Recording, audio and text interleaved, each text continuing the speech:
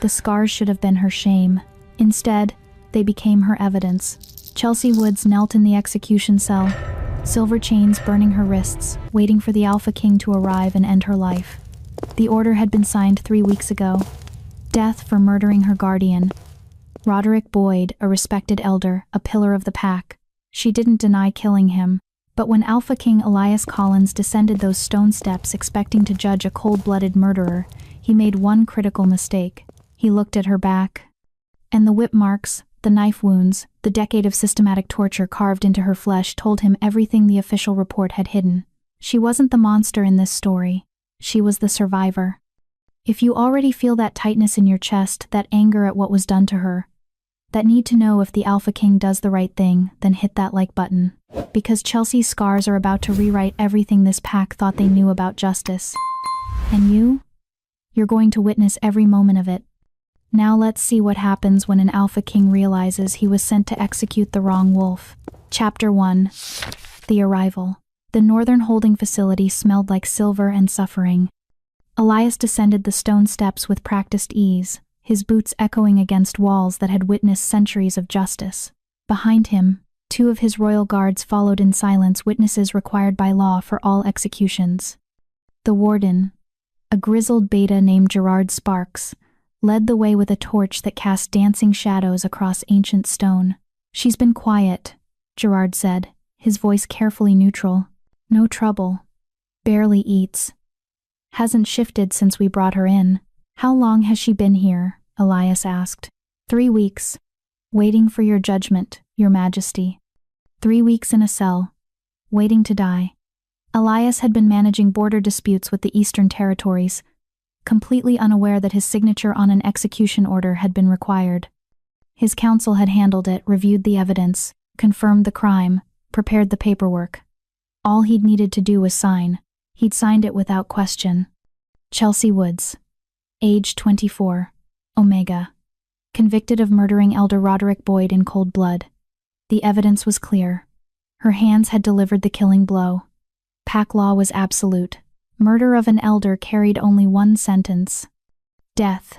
Elias had executed 47 wolves in his 10 years as Alpha King. Some had been rogues who'd slaughtered innocents. Others had been traitors who'd sold pack secrets to enemies. Each execution had been lawful, witnessed, necessary. Number 48 should have been simple, but as they reached the final corridor, something made Elias slow his pace. A wrongness in the air. Not supernatural, he would have sensed that immediately. This was subtler. The kind of wrongness that came from truth buried beneath convenient lies. "The evidence file," Elias said. "I want to review it again." Gerard's expression flickered with something surprise, concern, before smoothing back to neutrality. "Of course, Your Majesty." Though the counsel was quite thorough, the witnesses were unanimous. "I'm sure they were." Elias stopped at the cell door. Iron, reinforced with silver runes designed to suppress a wolf's ability to shift. "Open it." Gerard produced an ancient key. The lock turned with a sound like breaking bones. The smell hit him first. Blood old and new. Beneath it, infection, silver poisoning, and something else that made his wolf surge forward with unexpected violence. "Wrong, wrong, wrong," his wolf snarled. "This isn't justice." Elias forced his wolf down and stepped inside. The cell was small, barely 10 feet square. No windows. A single torch bracket on the wall provided dim, flickering light. Stone floor, stone walls, the kind of cold that seeped into bones and stayed there. And in the center, a woman knelt. Chains wrapped around her wrists, bolted to the floor. More chains circled her ankles. Silver, he could see the burns where the metal touched her skin. Angry red wounds that wept clear fluid. Her head was bowed, dark hair falling forward to hide her face. She wore the standard prisoner's tunic, rough gray fabric that hung loose on her frame. She was dangerously thin, starved, or close to it. "Chelsea Woods," Elias said, his voice carrying the weight of Alpha command. "Look at me." She didn't move. "I am your Alpha King. I command you to look at me." Still nothing. But he saw her fingers curl against the stone, saw the slight tremor in her shoulders. She was awake, she was aware, she was choosing not to obey. Elias stepped closer, and that's when he saw it. Her tunic had torn at the shoulder, revealing skin beneath. Scarred skin. Not recent. These were old marks, silvered over with time. The kind of scars that came from repeated injury. From wounds that healed and reopened, and healed again in an endless cycle. His wolf went utterly still. "Gerard," Elias said quietly. "When was she examined by the pack physician?" "Before the trial, Your Majesty." "Standard procedure. And what did the report say about her injuries?" A pause. Too long. The report noted defensive wounds consistent with the struggle that resulted in Elder Boyd's death. Defensive wounds.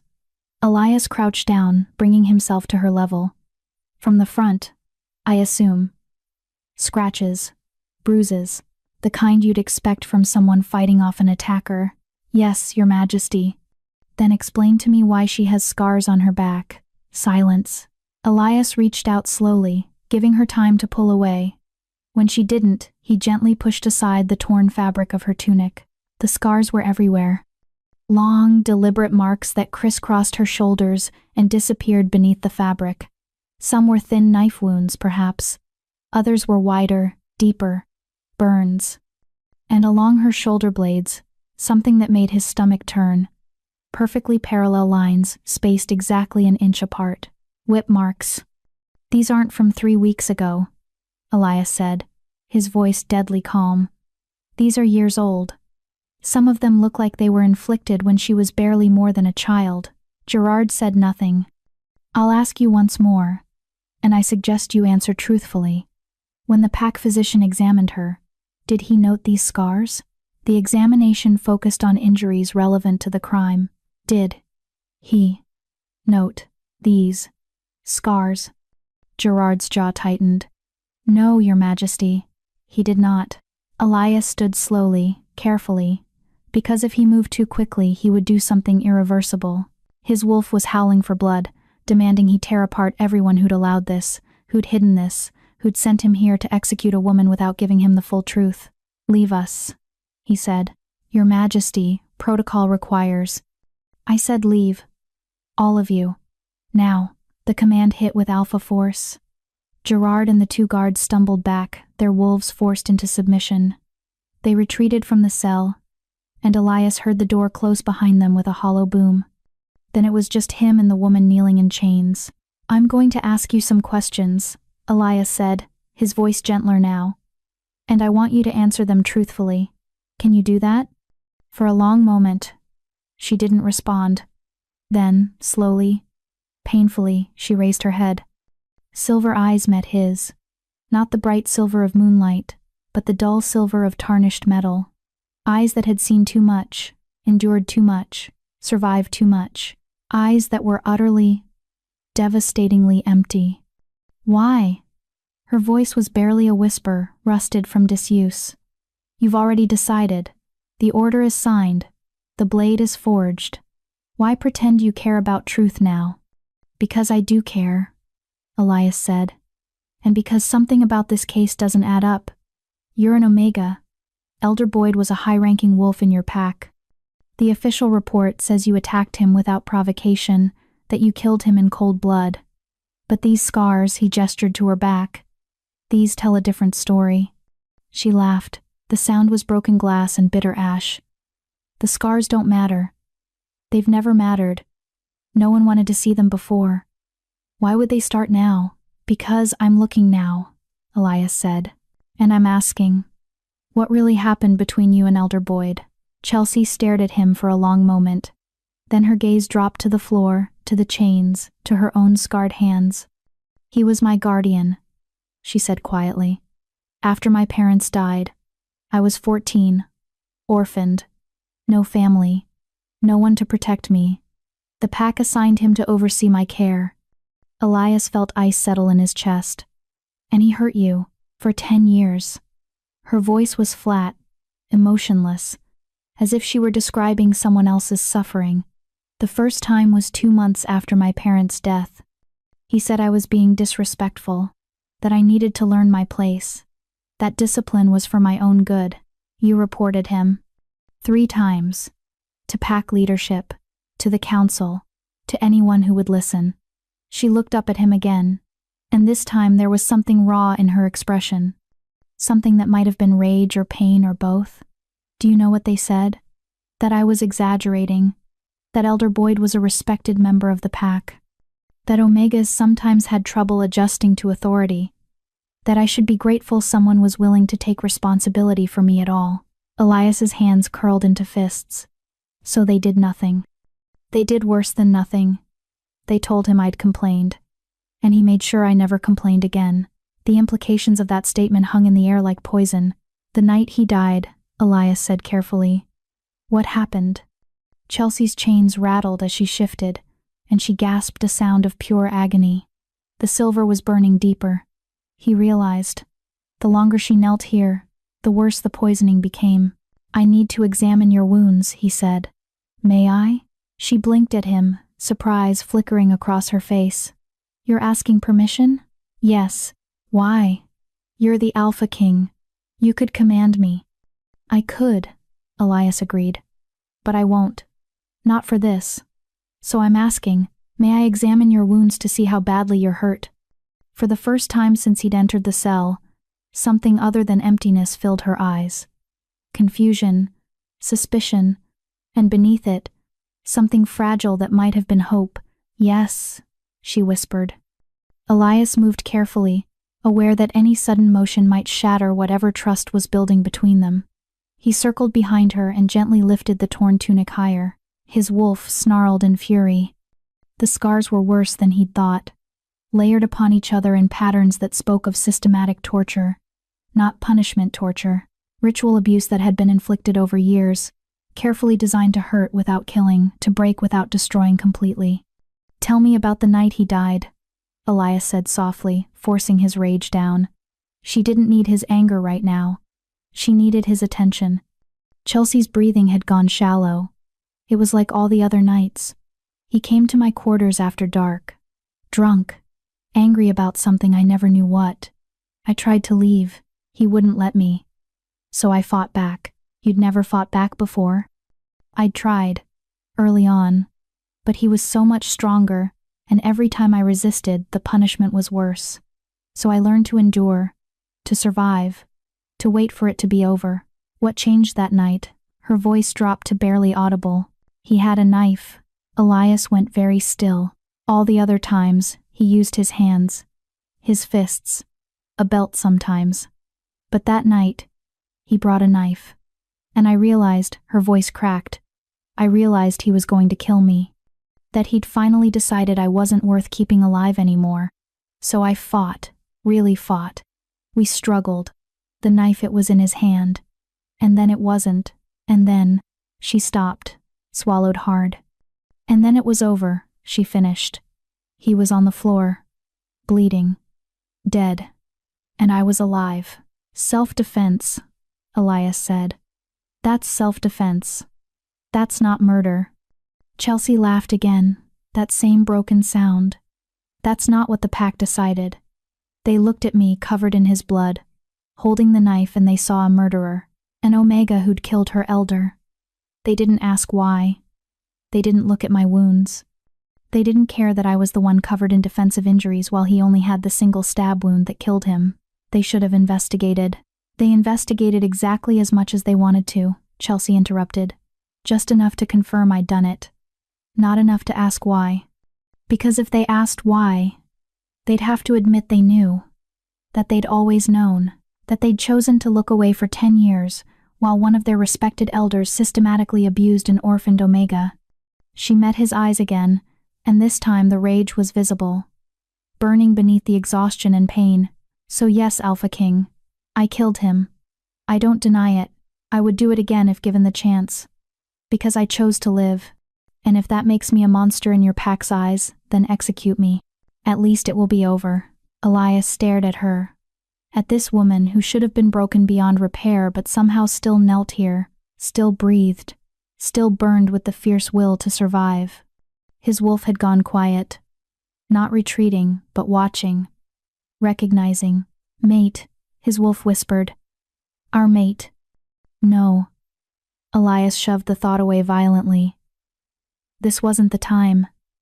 She didn't need a mate bond complicating everything. She needed justice. I'm not going to execute you, he said quietly. Chelsea's expression didn't change, as if she didn't believe him, as if she'd learned long ago not to trust promises from powerful wolves. I'm going to investigate, Elias continued. Properly, thoroughly, and if what you're telling me is true, if your pack covered this up, if they sent me here to finish what Boyd started, then they're going to answer for it. They'll deny everything. Let them try. Elias straightened. I need to examine the evidence file. Interview witnesses. But first, I need to get you out of these chains. The silver poisoning is getting worse. You can't. Panic flickered across her face. If you release me before the execution, the pack will say you're compromised, that I've manipulated you somehow. They'll use it as proof I'm dangerous. She was right. Politically, releasing her now would be disastrous. But leaving her in silver chains while he investigated would kill her almost as certainly as the execution blade. Elias made a decision. Then we'll be smart about this, he said. I'm going to tell Gerard and my guards that I've reviewed the case and need 48 hours to verify certain details before proceeding. You'll be moved to a more secure location, my personal holding facility in the capital. Better conditions. No silver. Medical treatment. Publicly, it's just standard procedure. Privately, it buys us time. Time for what? For me to find the truth. He crouched down again, meeting her eyes. And for you to decide if you trust me enough to help me do it. Chelsea studied him for a long moment. Why would you risk your authority for someone like me? Because someone like you. Elias felt something fierce rise in his chest. Survived 10 years of hell and came out of it still fighting. That's not weakness. That's strength. And anyone who can't see that is blind. For the first time since he'd entered the cell, something besides emptiness filled her silver eyes. It looked almost like hope. Chapter 2. The investigation. The capital's holding facility was nothing like the northern cell. Chelsea stood in the center of a clean room with actual windows barred, yes, but letting in real sunlight for the first time in 3 weeks. A bed with blankets. A wash basin. No chains. No silver burning into her skin. She touched her wrists where the shackles had been. The burns were already healing now that the silver was gone, her wolf finally able to work on repairing the damage. It would take days, maybe weeks. But the constant agony had faded to a dull ache. She didn't trust it. Any of it. The Alpha King had kept his word so far, transported her here under cover of darkness, told his guards she was being moved for security reasons while he completed his review. The facility's physician, a kind-faced woman named Bridget Rousseau, had examined her injuries with gentle hands and furious eyes. 10 years, Bridget had whispered, cataloging each scar. Someone did this to you for 10 years. Chelsea hadn't answered. What was there to say? Now she stood alone, waiting. The Alpha King had promised to return within 48 hours, either with proof that would clear her name, or with the executioner's blade. She suspected it would be the blade. No one had ever fought for her before. Why would an Alpha King start now? Elias returned to the Northern Territory with murder in his heart. He'd left Brent Hunter and Randy Carpenter, 2 of his most trusted guards, watching over Chelsea. Both wolves had seen her scars during the examination. Both had gone pale with rage. They wouldn't let anyone harm her while he was gone. Now he needed evidence. Gerard met him at the pack house, a sprawling stone structure that served as the administrative center for the Northern Territories.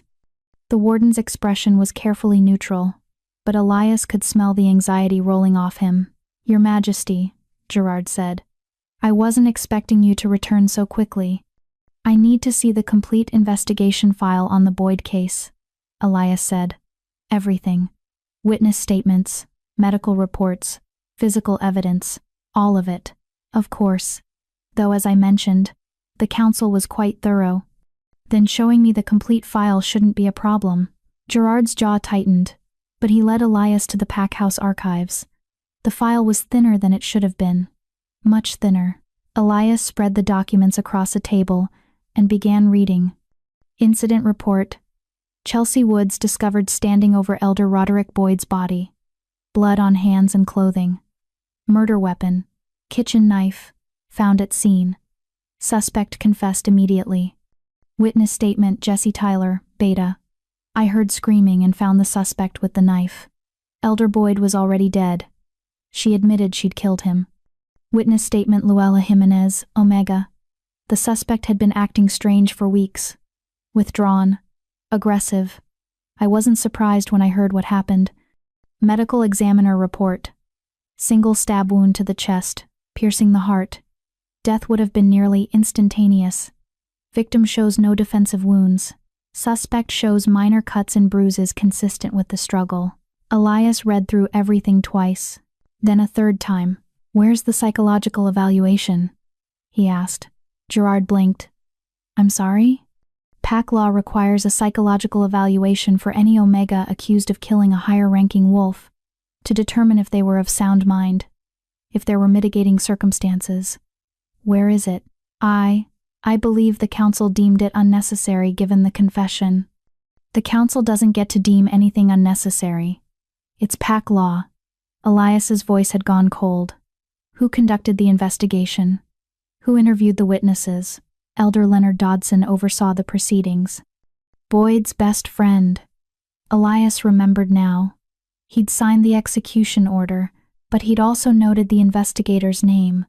Dodson, a wolf who'd served alongside Boyd for 30 years. You let the victim's closest friend investigate the case? Elder Dodson recused himself from the sentencing. Gerard said quickly, he only handled the initial investigation. Which is still a massive conflict of interest. Elias stood. I want to interview the witnesses. Starting with Jesse Tyler. Where can I find him? Jesse was a broad-shouldered beta with nervous eyes. He met Elias in a private room at the pack house, shifting his weight from foot to foot like a man who wanted to be anywhere else. Tell me what you saw the night Elder Boyd died, Elias said. I already gave my statement. Tell me again. In your own words. Jesse swallowed hard. I was patrolling near the Omega quarters. Standard night rounds. Around midnight, I heard screaming. A woman's voice. I ran toward the sound and found the door to Chelsea's room open. She was standing there. Blood everywhere. Elder Boyd on the floor. What was she doing when you entered? Just standing there, staring at him. The knife was in her hand. Did she say anything? She said, he's dead. I killed him. Just like that. Calm. Like she was talking about the weather. Elias studied Jesse's face. The beta wasn't lying, his heartbeat was steady, his scent unchanged. But something felt wrong about the narrative. You said you heard screaming, Elias said. A woman's voice. Was she screaming when you entered the room? Jesse hesitated. No. She'd stopped by then. And Elder Boyd? Did you hear him make any sound? No, Your Majesty. So you heard a woman screaming. But by the time you arrived, 30 seconds later? She was calm and quiet. Doesn't that strike you as odd? I suppose. But shock can do strange things. Did you see her injuries? Another hesitation. Cuts on her hands. Bruising on her arms. Minor stuff. Did you see her back? Jesse's eyes widened slightly. No, Your Majesty. Did anyone examine her back? Document those injuries? I don't know. The physician focused on determining cause of death for Elder Boyd. Of course he did. Elias leaned forward. Let me ask you something else, Jesse. In your patrols, had you ever noticed anything unusual about Elder Boyd's visits to Chelsea's quarters?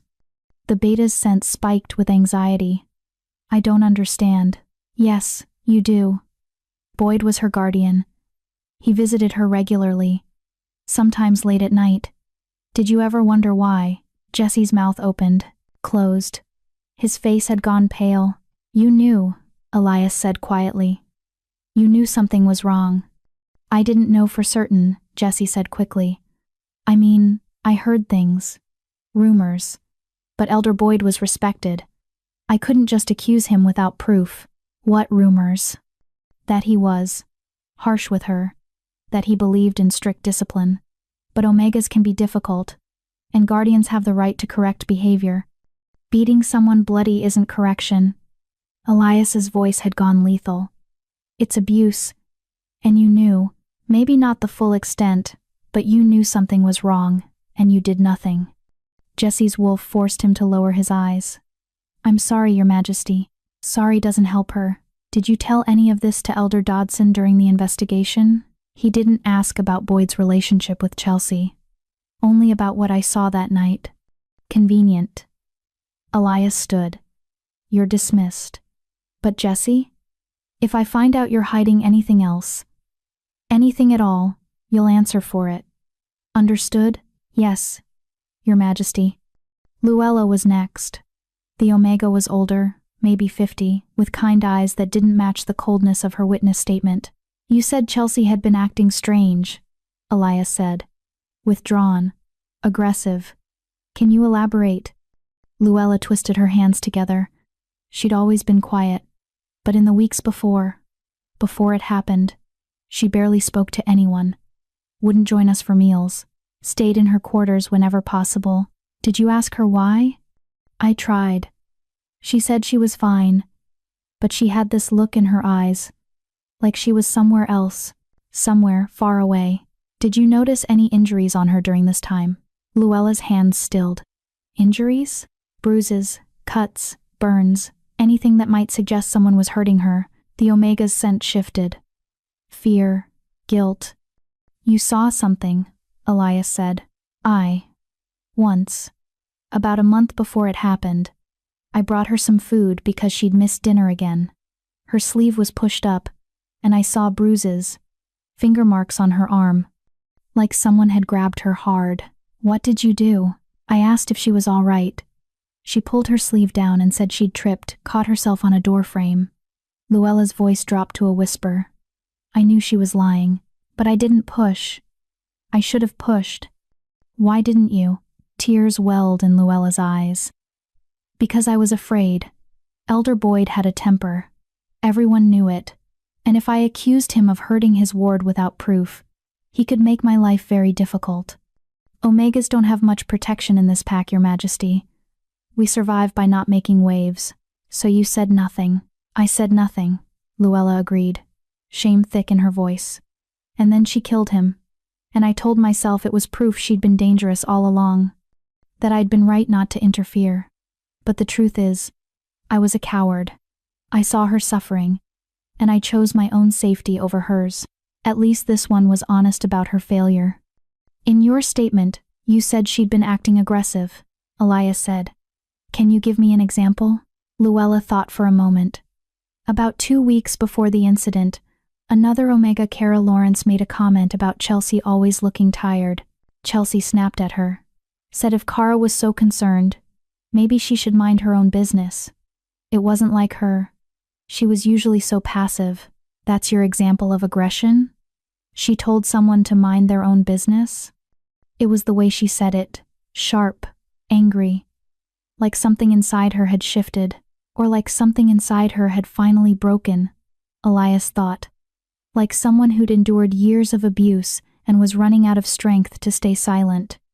Thank you for your honesty, he said, even if it came late. The final person Elias needed to speak with was Elder Leonard Dodson himself. The elder was a silver-haired wolf, with sharp features and sharper eyes.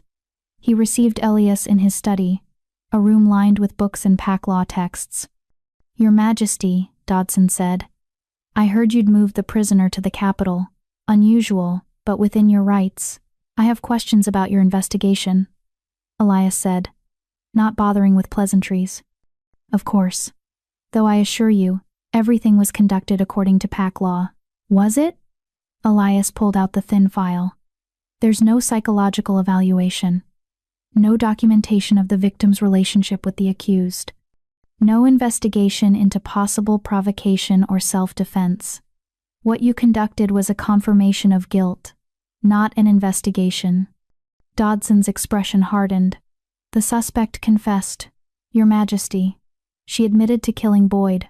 What more investigation was needed? Context, motive, justification. Elias leaned forward. Did you examine her for injuries beyond the minor cuts and bruises noted in the report? The physician examined her. Did you personally ensure he checked for older injuries? Scars? Evidence of long-term abuse? Dodson's silence was answer enough. You didn't, Elias said flatly. Because you didn't want to find anything that might complicate the narrative. Boyd was your friend. You wanted his death avenged quickly, cleanly, without anyone asking uncomfortable questions about what kind of wolf he really was. Boyd was a good man. Boyd was an abuser. Elias's voice cracked like a whip. He tortured that woman for 10 years, and you knew. Maybe not the full extent, but you knew something was wrong. You knew he had a temper. You knew he was harsh with his ward. And when she finally fought back, when she finally chose her own life over his continued abuse, you made sure the investigation focused only on her guilt. You have no proof. I have her back. Elias stood, covered in scars from a decade of systematic torture. Whip marks, knife wounds, burns, the kind of injuries that don't happen once or twice. The kind that speak to prolonged, deliberate cruelty, and your physician conveniently failed to document any of them. Dodson's face had gone pale. Even if Boyd was harsh with her, that doesn't justify murder. It justifies self-defense, which is what this was. She didn't hunt him down. She didn't ambush him. He came to her quarters, drunk and armed with a knife, and she fought back. Elias's eyes burned gold. And instead of investigating properly, instead of looking at the full picture, you rushed to execution. You silenced the victim to protect your friend's reputation. I followed pack law. You followed the letter of the law while violating its spirit. Elias moved toward the door. Consider yourself removed from the council, pending a full review of your conduct. And if I find you've destroyed or hidden any evidence, you'll face charges yourself. Your Majesty, you can't. I can. I am your Alpha King, and I will not allow corruption to hide behind procedure. He paused at the threshold. One more thing. Who ordered the execution to proceed so quickly? 3 weeks from arrest to execution is fast, even for a confession. Dodson's jaw tightened. The council voted. Who pushed for the vote? A long silence. Then, Elder Aaron Darling. The name meant nothing to Elias. Who is he? Boyd's nephew. He wanted justice for his uncle. Of course he did. And in his grief and rage, he'd pushed for an execution without ensuring the investigation was complete. I'll be speaking with him next, Elias said. And with anyone else who was involved in this travesty. By the time I'm done, the truth will be known. All of it. It was near midnight when Elias finally returned to the capital. He went straight to the holding facility, nodding to Brent and Randy as they let him through. Chelsea was awake, sitting on the bed with her knees drawn up to her chest. She looked up when he entered, and he saw the resignation in her eyes. You didn't find anything, she said. Did you? I found everything, Elias corrected. He pulled a chair close to the bed and sat down. I found witnesses who knew something was wrong and did nothing. An investigator who cared more about protecting his friend's reputation than finding the truth. A council that rushed to execution to avoid uncomfortable questions. She stared at him. You believe me. I believe the evidence. Your scars. The pattern of abuse. The self-defense claim that no one bothered to investigate. He leaned forward. Chelsea, what was done to you was criminal. What your pack did afterward, covering it up, trying to execute you to silence the truth, that's criminal too. And I'm going to make sure they answer for all of it. How? Her voice was small. They'll say I'm lying. That I'm trying to avoid punishment. My word against a dead elder's reputation. It's not just your word. I have witness statements now. Documented evidence of investigative failures. And I'm going to bring in an independent physician to examine and document your injuries properly. He reached out slowly, giving her time to pull away. When she didn't, he took her hand. You're not alone in this anymore. Chelsea looked at their joined hands. Why are you doing this? You don't even know me. Because it's right, Elias said simply. And because no one should have to survive what you survived and then be punished for it. She was quiet for a long moment. Then, what happens now? Now I call for a formal review of your case. Public. Transparent. The Northern Pax Council will be required to answer questions about their investigation. Witnesses will testify. Evidence will be presented. And you, he squeezed her hand gently. You will tell your story. All of it. No more silence. No more shame. The truth, witnessed by all. They'll hate me for it, the pack. They'll say I'm destroying Boyd's reputation, that I'm causing trouble. Let them hate you for telling the truth. Elias said. It's better than dying for keeping silent. Tears welled in Chelsea's eyes. The first real emotion beyond emptiness that he'd seen. I'm scared, I know. But you're also brave. You survived 10 years of hell. You can survive this. She nodded slowly. Then, will you be there? At the review? Every moment, Elias promised. I'll stand beside you through all of it. Something in her expression shifted, softened, as if she was finally allowing herself to believe that maybe, just maybe, she didn't have to face this alone. Okay, she whispered. Okay, I'll do it. Elias felt his wolf surge with approval and something else, something that felt dangerously like pride. Mate, his wolf insisted again. Strong, brave, ours. Not yet, Elias told it firmly. She needs justice first.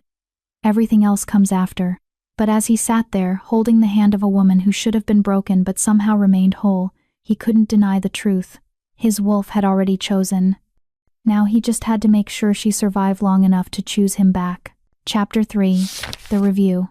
The great hall of the Capitol was packed. Chelsea stood at the center of the room with Elias beside her, and felt the weight of hundreds of eyes. Wolves from the Northern Territory had traveled to witness the review. Members of Elias's royal council lined the elevated platform, and somewhere in the crowd, she knew Elder Aaron Darling was watching the nephew who'd pushed for her execution, who wanted revenge for his uncle's death. She wanted to run. Elias's hand brushed against hers, barely a touch, but enough to steady her. He'd positioned himself slightly in front of her, a subtle shield between her and the hostile crowd. You don't have to be afraid, he'd told her that morning. I won't let anyone hurt you. She'd almost believed him. The proceedings began with formality. Elias stood before the assembled wolves, his alpha presence filling the room with authority that made even the most hostile wolves lower their eyes. This review has been called to examine the case of Chelsea Woods, Elias announced, convicted of murdering Elder Roderick Boyd of the Northern Territories. New evidence has come to light that suggests the original investigation was incomplete. This review will determine whether the conviction stands or whether there are grounds for clemency. Clemency? A voice rang out from the crowd. Aaron stepped forward, his face twisted with anger. My uncle is dead. She confessed to killing him. What more evidence do you need, Your Majesty? The evidence of truth, Elias said coldly, which your Pax Council failed to properly investigate. Sit down, Aaron. You'll have your chance to speak. The command in his voice forced Aaron back, but the hatred in his eyes didn't diminish. Elias nodded to Bridget, who stood near the platform with a thick folder of documents. Dr. Russo, please present your findings. Bridget stepped forward. Her voice was calm, clinical, but Chelsea heard the fury beneath it. I examined Miss Woods 5 days ago, Bridget began. My findings are extensive and disturbing. The subject displays evidence of prolonged physical abuse, spanning approximately 10 years. Scars consistent with whip marks, knife wounds, burn injuries, and repeated blunt force trauma. Many of these injuries show signs of having been inflicted multiple times in the same locations, suggesting systematic torture rather than isolated incidents. Murmurs rippled through the crowd. I've documented over 40 distinct scar patterns, Bridget continued, some dating back to when the subject would have been approximately 14 years old. The pattern and placement of these injuries are consistent with abuse inflicted by someone in a position of authority, someone the victim couldn't escape from or defend against. She pulled out photographs, images of Chelsea's back, her shoulders, her arms, projected them on the wall behind her. The crowd gasped. Chelsea forced herself not to look away, not to hide. This was her truth, and they were going to witness it. The original medical examination conducted by the Northern Pack's physician noted only minor cuts and bruises consistent with the struggle that resulted in Elder Boyd's death. Bridget said, her voice sharp, that examination was either criminally negligent or deliberately incomplete. These injuries could not have been missed by any competent physician who conducted a thorough examination. Perhaps she inflicted those wounds herself, Aaron called out, to create a false narrative. The scarring patterns make that impossible. Bridget cut him off. Many of these wounds are on her back, in locations she couldn't have reached herself. The whip marks show consistent spacing and depth that could only have been inflicted by another person. And the age of the scars verified through tissue analysis confirms they were sustained over a period of years, not days or weeks. She turned to look directly at Aaron. Your uncle tortured this woman for a decade. That's not opinion, that's medical fact. The hall erupted. Shouts of disbelief, anger. Some wolves from the Northern Territory were on their feet, denying it, claiming Bridget was lying. Others had gone pale, silent, as the truth settled over them. Elias's alpha command cracked through the chaos. Silence. The room stilled instantly. We will proceed in order, Elias said. Next I call Gerard Sparks to testify. The warden came forward reluctantly. Elias's questioning was precise, methodical, pulling out every detail of the inadequate investigation, how the psychological evaluation had been skipped, how Chelsea's quarters had never been searched for additional evidence, how no one had interviewed other Omegas about Boyd's behavior. Why weren't these standard procedures followed? Elias asked. Gerard's face was ashen. Elder Dodson was overseeing the investigation. He said given the confession, extensive investigation was unnecessary. Elder Dodson was the victim's closest friend, Elias said. Did it not occur to you that this was a conflict of interest? I trusted his judgment, Your Majesty.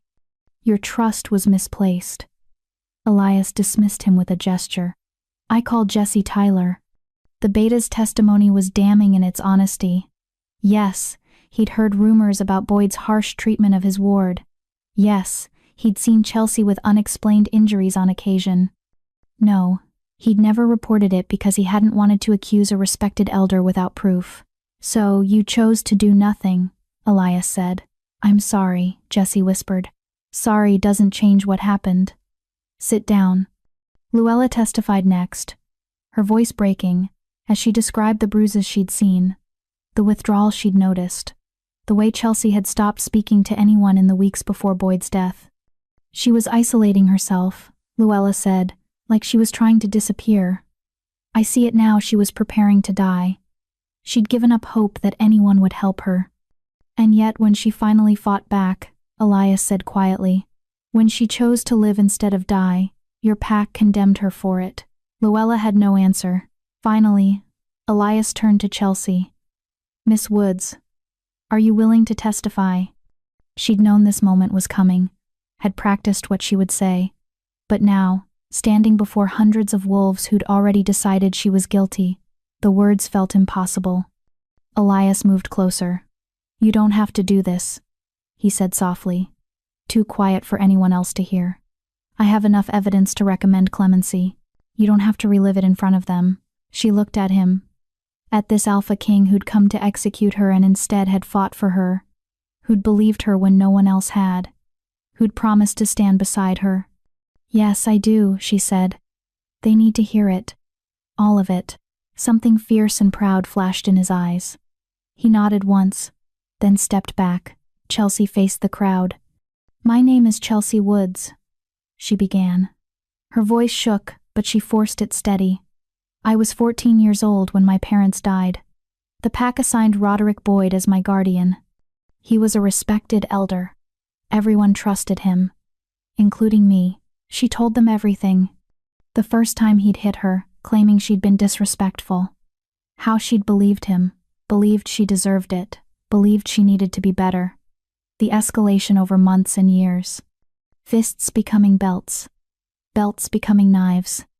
How he'd isolated her, convinced her that reporting him would only make things worse. How she'd tried anyway, 3 times, and been dismissed each time. The night he died, she said, her voice dropping, he came to my quarters drunk. He had a knife. He told me he was tired of dealing with me, that he was going to solve the problem permanently. The hall was utterly silent now. I tried to leave. He blocked the door. I tried to calm him down. He came at me with the knife. So I fought. Her hands were shaking. We struggled. The knife was in his hand, then it was in mine, and then her voice broke, and then it was in his chest. Tears were streaming down her face now, but she didn't wipe them away. I stood there watching him bleed, watching him die. And all I could think was, I'm free. Not what have I done, not guilt or horror, just relief. Because for the first time in 10 years, I was free. She looked directly at Aaron. I'm sorry your uncle is dead. I'm sorry you lost family. But I'm not sorry I survived. I'm not sorry I chose my life over his. And if that makes me a monster, then I'm a monster. But at least I'm an alive monster. The silence stretched. Then Aaron surged forward, his face contorted with rage. You're lying. My uncle would never. Your uncle was a torturer. Elias cut him off. The command in his voice forced Aaron to his knees. And your grief doesn't change that truth. Sit down. But other voices were rising now. Wolves from the Northern Territory, defending Boyd's reputation, claiming Chelsea must be exaggerating, that the scars could have come from anywhere, that she was manipulating the Alpha King. She's Omega, someone shouted. They're naturally manipulative. Enough. Elias's power flooded the room. Every wolf dropped to one knee involuntarily. I have heard testimony from multiple witnesses. I have seen documented medical evidence. I have reviewed the investigative failures that allowed this injustice to proceed. And I have made my decision. He moved to stand beside Chelsea, his presence overwhelming. Chelsea Woods acted in self-defense against an abuser who was attempting to kill her. The original investigation was inadequate and biased. The conviction is overturned, she is free. The hall exploded with noise. Furthermore, Elias continued, his voice cutting through the chaos, I am calling for a formal inquiry into the Northern Pax Council. Elder Leonard Dodson will answer for his failure to conduct a proper investigation. Any other wolves who knew about Boyd's abuse and did nothing will be questioned. And Pack law will be amended to require independent investigations in all cases where the accused and victim had a pre-existing relationship. This is an outrage. Aaron was on his feet again. You're destroying my uncle's reputation based on the word of a murderer. I'm protecting victims from being executed for defending themselves, Elias corrected. And if you continue to disrupt these proceedings, you'll be removed, forcibly if necessary. Aaron's face twisted, but he fell silent. Elias turned to Chelsea. The hardness in his expression softened. You are free to go. No charges. No conditions. You are a free wolf. Chelsea stared at him. She'd expected many outcomes. Execution. Life imprisonment. Exile. Not freedom. I don't understand, she whispered. You survived, Elias said simply. You fought back. You told the truth. And now you're free. What you do with that freedom is your choice. For the first time in 10 years, Chelsea had a choice. The weight of it was almost too much to bear. The hall cleared slowly. Wolves dispersed, some angry, some thoughtful, some ashamed. Chelsea stood frozen until Elias gently guided her to a private room off the main hall. Sit, he said, pulling out a chair. You look like you're about to collapse. She sat because her legs wouldn't hold her anymore. Is it really over? The review is over. The investigation into your Pax Council is just beginning. He crouched down in front of her. But yes, Chelsea, you're free. No one can touch you now. Where do I go? The question came out small. Lost. I have no pack. No home. The Northern Territory won't want me back after this. You're wrong about that, a voice said from the doorway. Luella stood there, her eyes red from crying. Behind her, several other Omegas from the Northern Pack. We owe you an apology, Luella said. All of us. We knew something was wrong. We should have fought for you. And we're sorry. So sorry. We want you to come back. Another Omega Tamara Waters added. Not to be punished. To be protected. To be part of the pack again. If you'll forgive us. Chelsea felt tears threatening again. I don't know if I can. Being there, seeing those places, then don't, Elias said gently. You don't owe them anything. Not forgiveness. Not your presence. Nothing. She looked at him. What do you think I should do? I think he paused, something vulnerable crossing his face. I think you should do whatever makes you feel safe. If that's going back to the Northern Territory, I'll make sure you're protected. If it's starting fresh somewhere else, I'll help you find a place. And if, he hesitated, if you want to stay here in the capital for a while, until you figure things out, you're welcome to do that too. Stay in the capital, near him. The thought shouldn't have been as appealing as it was. I need time to think, Chelsea said. Take all the time you need. Elias stood. For now you can stay in the guest quarters. Better than a cell, I promise. Despite everything, she almost smiled. 3 days later, Chelsea made her decision. She would stay in the capital. Not forever, she wasn't ready to commit to forever. But for now, while she healed, while she figured out who she was beyond the abuse and the survival, she would stay. Elias had been careful since the review. Kind but distant. Never pushing, never assuming. Treating her like someone fragile who might break at any moment. She hated it. Stop doing that, she said one evening when he came to check on her in the gardens where she'd been spending most of her time. Doing what? Treating me like I'm made of glass. I'm not going to shatter. I don't think you're fragile, Elias said. I think you're incredibly strong. But you've been through hell, and I don't want to add pressure. You're not pressure. You're... She stopped, not sure how to finish that sentence. He moved closer. I'm what? You're the first person who saw me as something other than broken or dangerous, she said quietly. You looked at me and saw someone worth saving. Do you have any idea how rare that is? You saved yourself, Elias corrected. I just made sure people knew the truth. You stood beside me when you didn't have to. You risked your authority, your reputation. Why? He was quiet for a long moment. Then, because when I saw you in that cell, something in me recognized something in you. My wolf knew before I did. Her breath caught. Knew what? That you were mine to protect. Mine to stand with. Mine to, he stopped, shook his head. I'm sorry. This is too much too soon. You need time to heal. Not a mate bond complicating everything. You think we're mates? The words came out breathless. I know we are. His eyes met hers, gold burning bright. My wolf knew the moment I touched you. But Chelsea, you don't have to accept it. You don't owe me anything. If you want to heal and leave, I'll help you. If you want to stay but keep distance between us, I'll respect that. Whatever you need. She stared at him.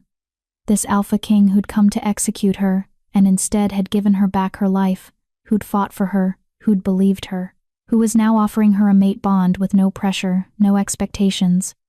I don't know what I want, she admitted. I've spent so long just trying to survive.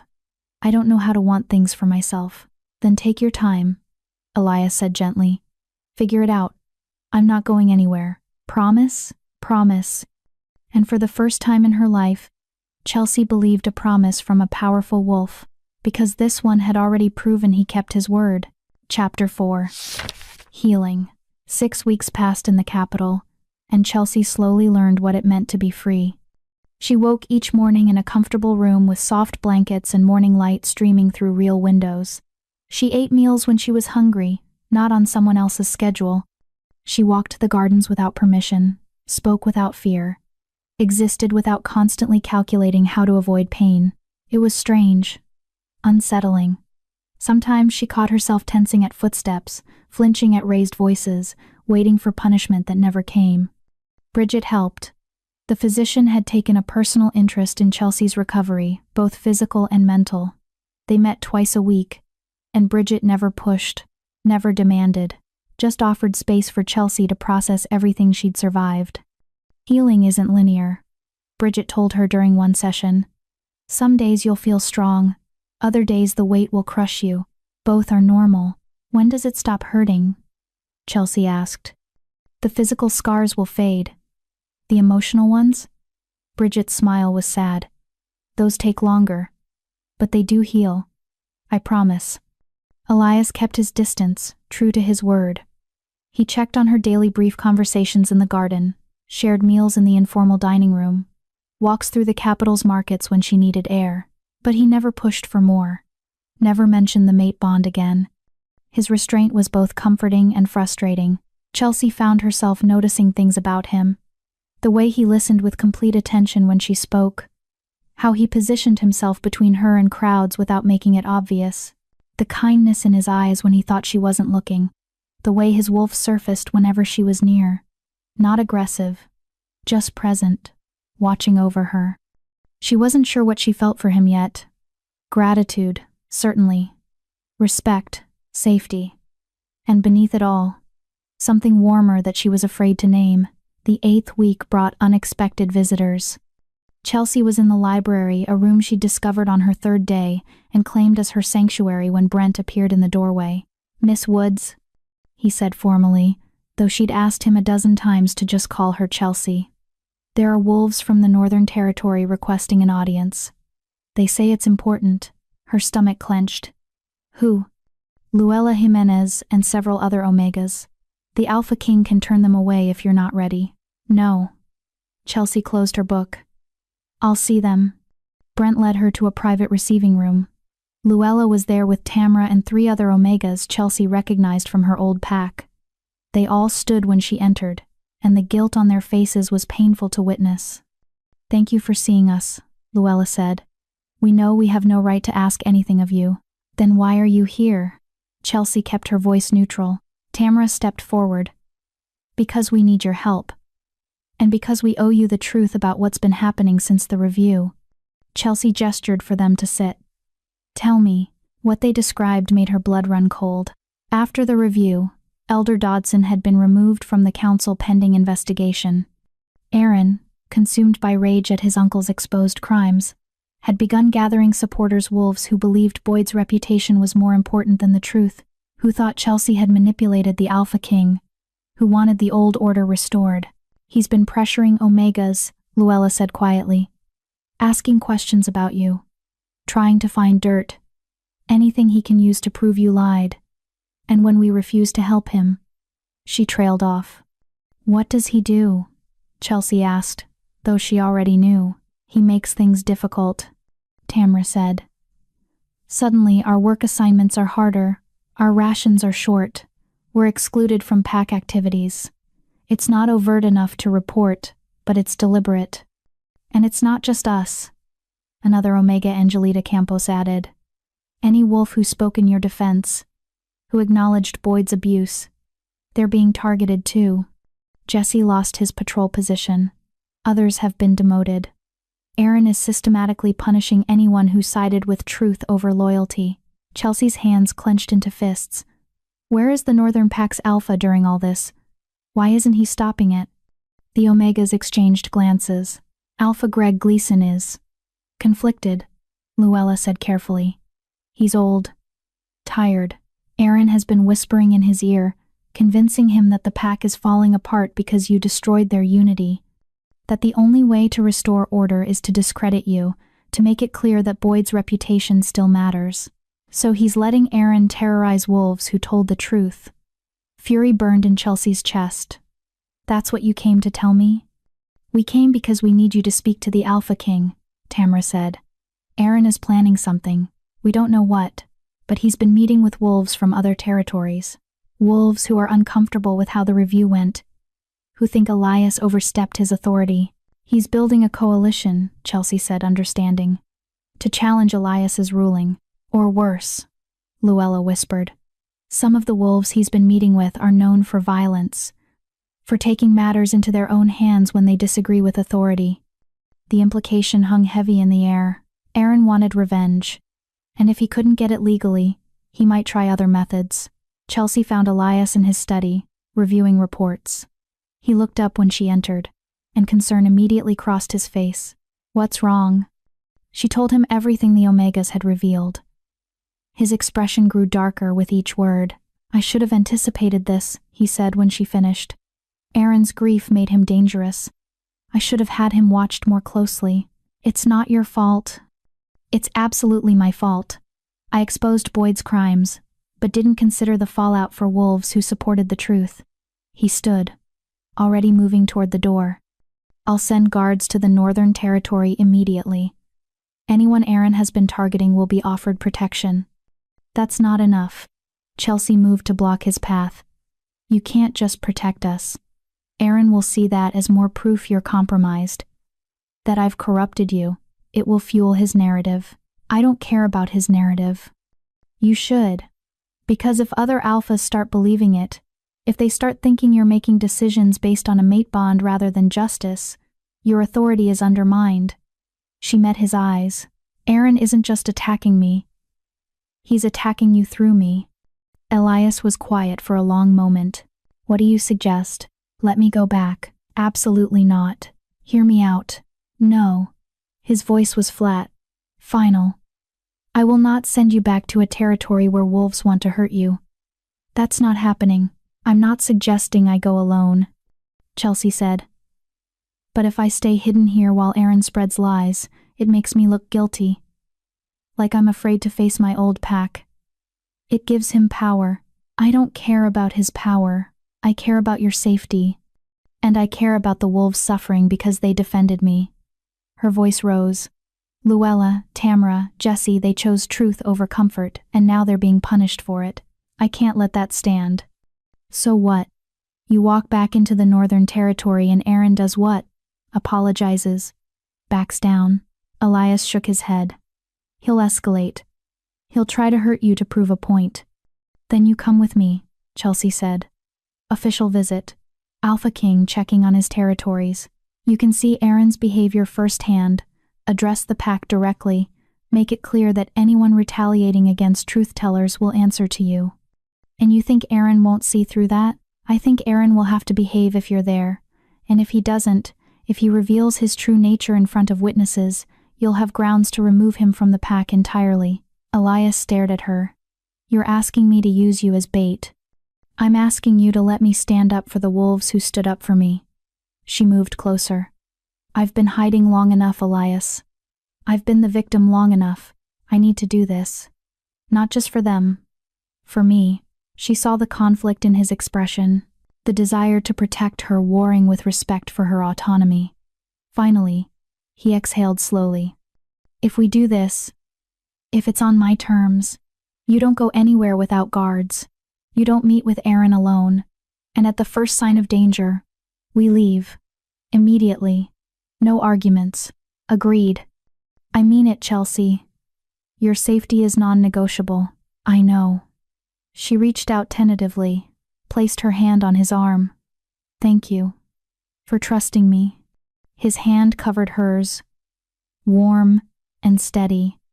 I do trust you. It's everyone else I don't trust. They traveled to the Northern Territory 3 days later. Elias brought a full guard, 10 wolves, including Brent and Randy. Chelsea rode beside him, hyper-aware of the return to the place that had been her prison for so long. The forests looked the same. The paths were familiar. But she was different now. Free. Protected. No longer alone. The northern pack house appeared through the trees, and Chelsea felt her stomach clench. The last time she'd been here, she'd been in chains. Headed for execution. Now she was returning as the Alpha King's guest. How things change, she thought. Alpha Greg met them in the main hall. He was older than Chelsea remembered. His hair completely silver now, his movements slow, but his eyes were still sharp when they landed on her. Your Majesty, Greg said, bowing to Elias. We weren't expecting you. I don't need to announce my visits to my own territories, Elias replied coolly. Though perhaps if your pack was better managed, surprise visits wouldn't be necessary. Greg's jaw tightened. If this is about the complaints. Complaints? Elias's voice dropped dangerously. You mean reports of systematic retaliation against wolves who testified truthfully at Chelsea Woods' review? I'd call that more than complaints. Aaron has been vocal about his feelings regarding the review's outcome, Greg admitted. But I've seen no evidence of actual retaliation. Then you're not looking. Elias pulled out a folder. I have documented reports. Work assignments changed without cause. Rations reduced. Social exclusion. all targeting wolves who spoke in Chelsea's defense. And you're telling me you've seen nothing? Greg's face flushed. The pack is still healing from Boyd's death. Boyd's crimes, Chelsea corrected, speaking for the first time. Let's be clear about what we're discussing. Not his death. His decade of torture that led to his death. Greg's eyes fixed on her. She saw discomfort there, and anger, and something that might have been shame. Miss Woods, he said carefully, I'm sorry for what you endured. Truly. But you must understand the position this puts the pack in. Boyd was respected. His reputation was a lie, Chelsea said.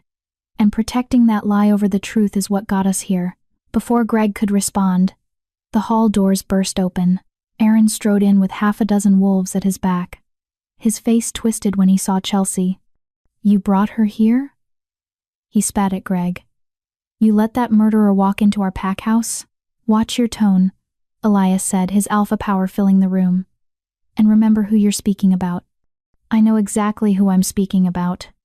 Aaron's eyes blazed with hatred. The Omega who killed my uncle and then seduced our Alpha King into believing her lies. Careful. Elias's voice went lethal. You're very close to challenging my authority directly. Maybe I am. Aaron took a step forward. Maybe someone needs to. You overturned a lawful execution based on nothing but her word and some old scars. You've terrorized our pack with investigations and threats. You've destroyed a good wolf's reputation to protect a killer. Your uncle was a torturer, Elias said flatly. That's not opinion. That's documented fact. And if you can't accept reality, that's your problem.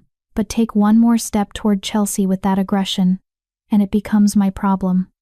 Aaron's wolves shifted nervously. They'd come expecting support from their alpha, but Greg had gone pale and silent. You're going to let him threaten me? Aaron demanded of Greg. I'm going to let him enforce pack law, Greg said quietly. Which you're currently violating by showing open hostility to an Alpha King's guest. She's not a guest. She's a...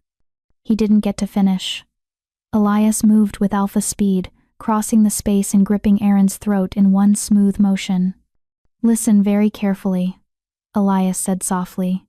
Chelsea Woods is under my protection. The review found her innocent. Her conviction was overturned. These are facts.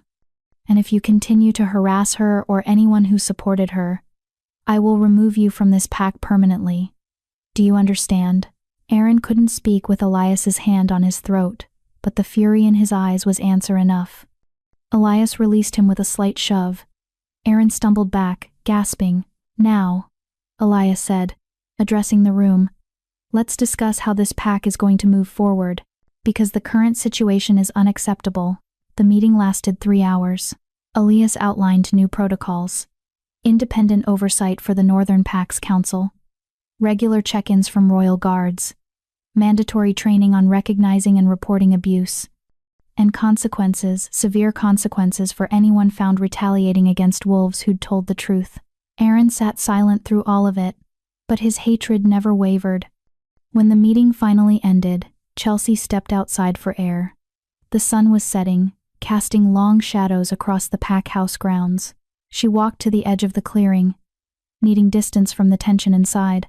She didn't hear Aaron approach until he was right behind her. You've destroyed everything, he said quietly. Chelsea spun. Aaron stood 5 feet away, his hands clenched into fists. Where are your guards? He asked. Did the Alpha King finally let you out of his sight? They're inside. I just needed to come out here alone? Convenient. He took a step closer. You know what I think? I think you planned all of this. You let my uncle discipline you, then used those injuries to frame him after you murdered him. You manipulated everyone, the physician, the Alpha King, even your own pack. You're a liar and a seductress. And eventually everyone will see it. I'm not afraid of you, Aaron, Chelsea said, though her heart was hammering. You should be. Another step closer. Because the Alpha King can't watch you every moment. And eventually, you'll be vulnerable. And when she is, you'll do what? Elias's voice cut through the twilight. He emerged from the tree line with Brent and Randy flanking him. They must have circled around when they realized she'd left. Aaron's face went white. Your Majesty, I was just threatening her. Elias moved between Aaron and Chelsea. I heard you. Witnesses heard you. I made no explicit threat. You implied future violence against someone under my direct protection. Elias's eyes glowed gold. That's enough. Alpha Greg, the old Alpha, appeared in the doorway, looking exhausted. Aaron Darling is hereby banned from this territory for a period of no less than 5 years, Elias announced. He will leave immediately, under guard, and if he returns before his sentence is complete, he will be tried for threatening an Alpha King's mate. The word mate hung in the air. Chelsea felt her breath catch. Aaron's eyes widened. Mate? Aaron whispered. You've bonded with her? That's none of your concern, Elias said. Leave. Now. Brent and Randy moved forward, gripping Aaron's arms. He struggled briefly, then went limp, defeated. As they dragged him away, he looked back at Chelsea. The hatred in his eyes promised this wasn't over, but for now, it was enough.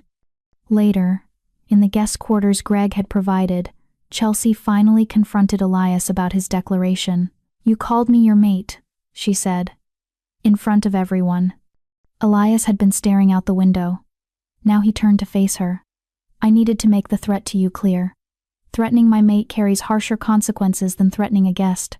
That's not why you said it. He was quiet for a long moment. No. It's not.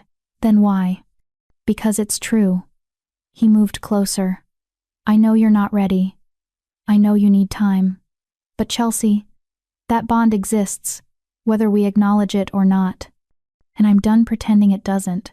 I'm done holding back when every instinct in me screams to protect you, to stand with you, He stopped himself. To what? She whispered. To claim you, he admitted. To make sure everyone knows you're mine.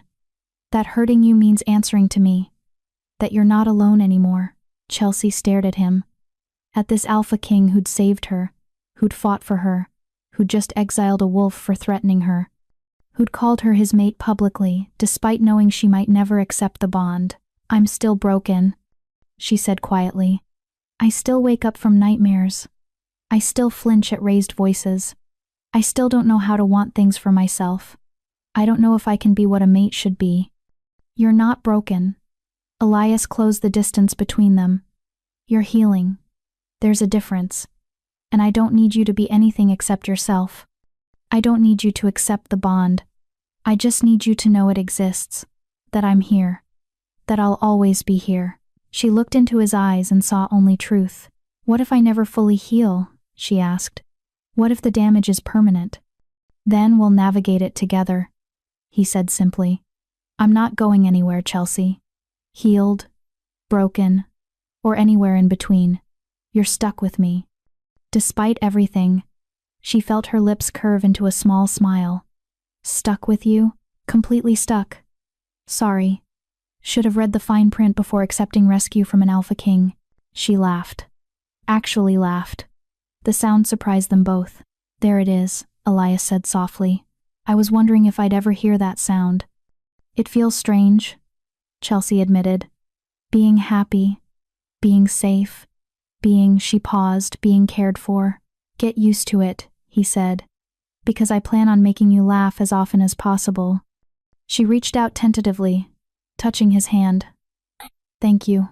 For everything. For believing me. For fighting for me. For calling me your mate, even when I can't say it back yet.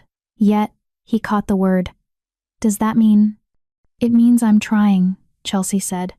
It means I feel something when I'm near you. Something warm and safe and terrifying. I don't know if it's the bond or just gratitude or something else entirely, but I'm willing to find out. If you're willing to be patient, I can be patient, Elias promised. I can be whatever you need. And looking at him, at this powerful, fierce wolf who'd turned his world upside down for her, Chelsea almost believed she might someday deserve him. Almost. Chapter 5. The Threat. 2 months after Aaron's exile, Chelsea began to feel something close to normal. She'd established routines in the capital. Mornings in the library, studying pack law and history subjects she'd never been allowed to learn before. Afternoons in the gardens or walking the markets with Bridget, who'd become more friend than physician. Evenings with Elias, sharing meals and conversation, slowly learning how to exist in proximity to someone without fear. The nightmares were less frequent now. She could handle crowded spaces without panic, and she was beginning to understand the difference between surviving and living. Elias had kept his promise about patience.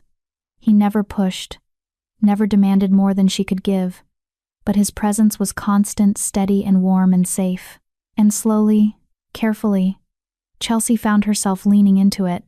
She caught herself watching for him throughout the day, noticing when he entered a room, seeking his opinion on things, missing him when pack business took him away for more than a few hours. It terrified her. "That's normal," Bridget told her during one of their sessions. "You're learning to trust again, to want connection.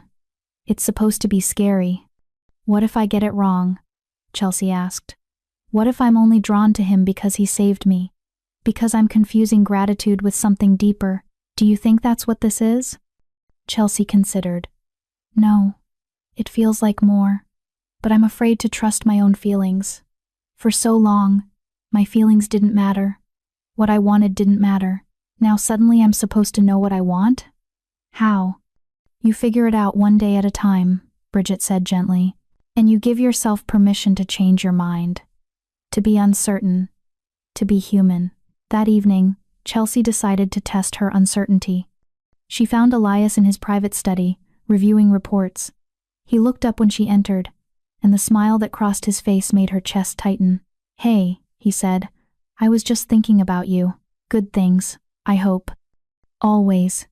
He set aside his papers. "What's on your mind?" Chelsea closed the door behind her. The gesture wasn't lost on Elias. His eyebrows rose slightly, but he said nothing. "I need to ask you something," she said. "And I need you to be honest. I'm always honest with you, I know. But this is..." She paused, gathering courage. "If the mate bond didn't exist, would you still want me?" The question caught him off guard. She saw surprise flicker across his face, followed by something more intense. "What makes you ask that?" "Because I need to know if what you feel is choice or obligation. If you're drawn to me because your wolf recognized something, or because you actually want to be with me. The person, not the bond." Elias stood slowly.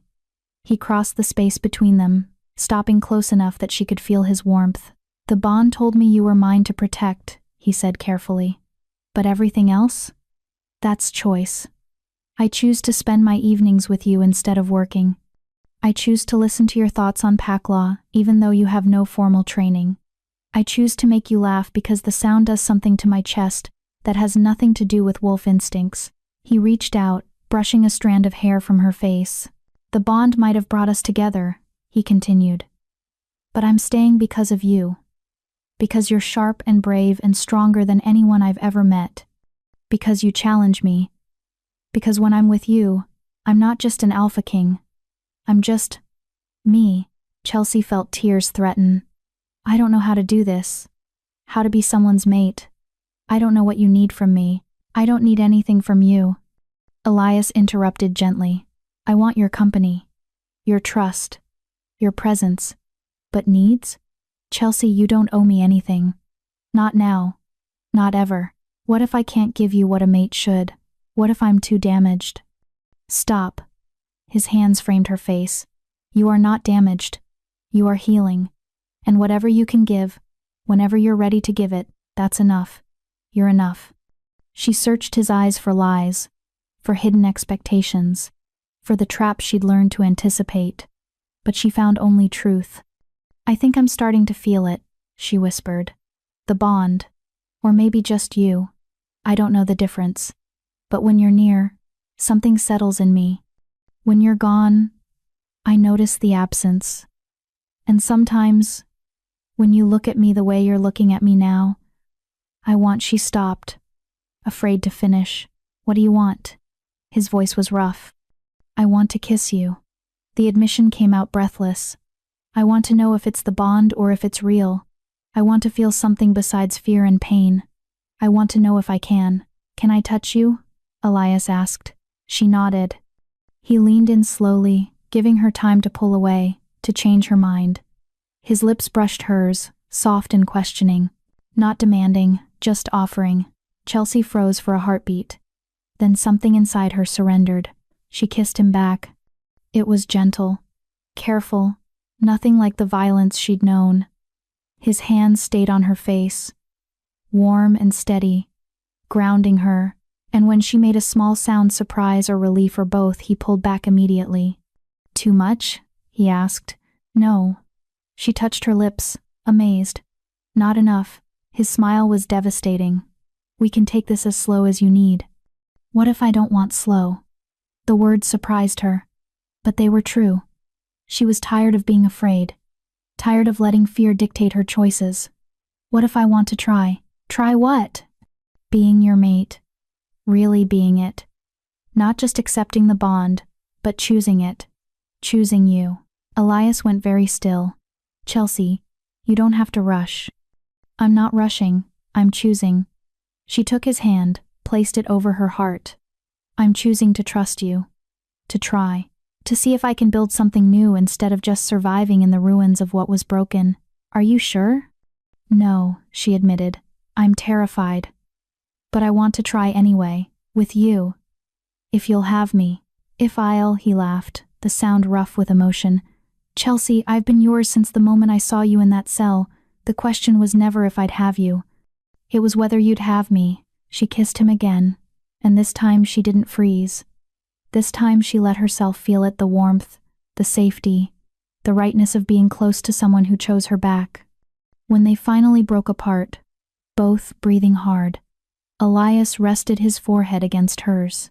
"We'll go at your pace," he promised. "Whatever that looks like. No expectations." "Okay," she whispered. They stood like that for a long moment, just breathing together. And for the first time since she'd been freed, Chelsea felt something beyond relief or survival. She felt hope. The peace lasted exactly 3 more weeks.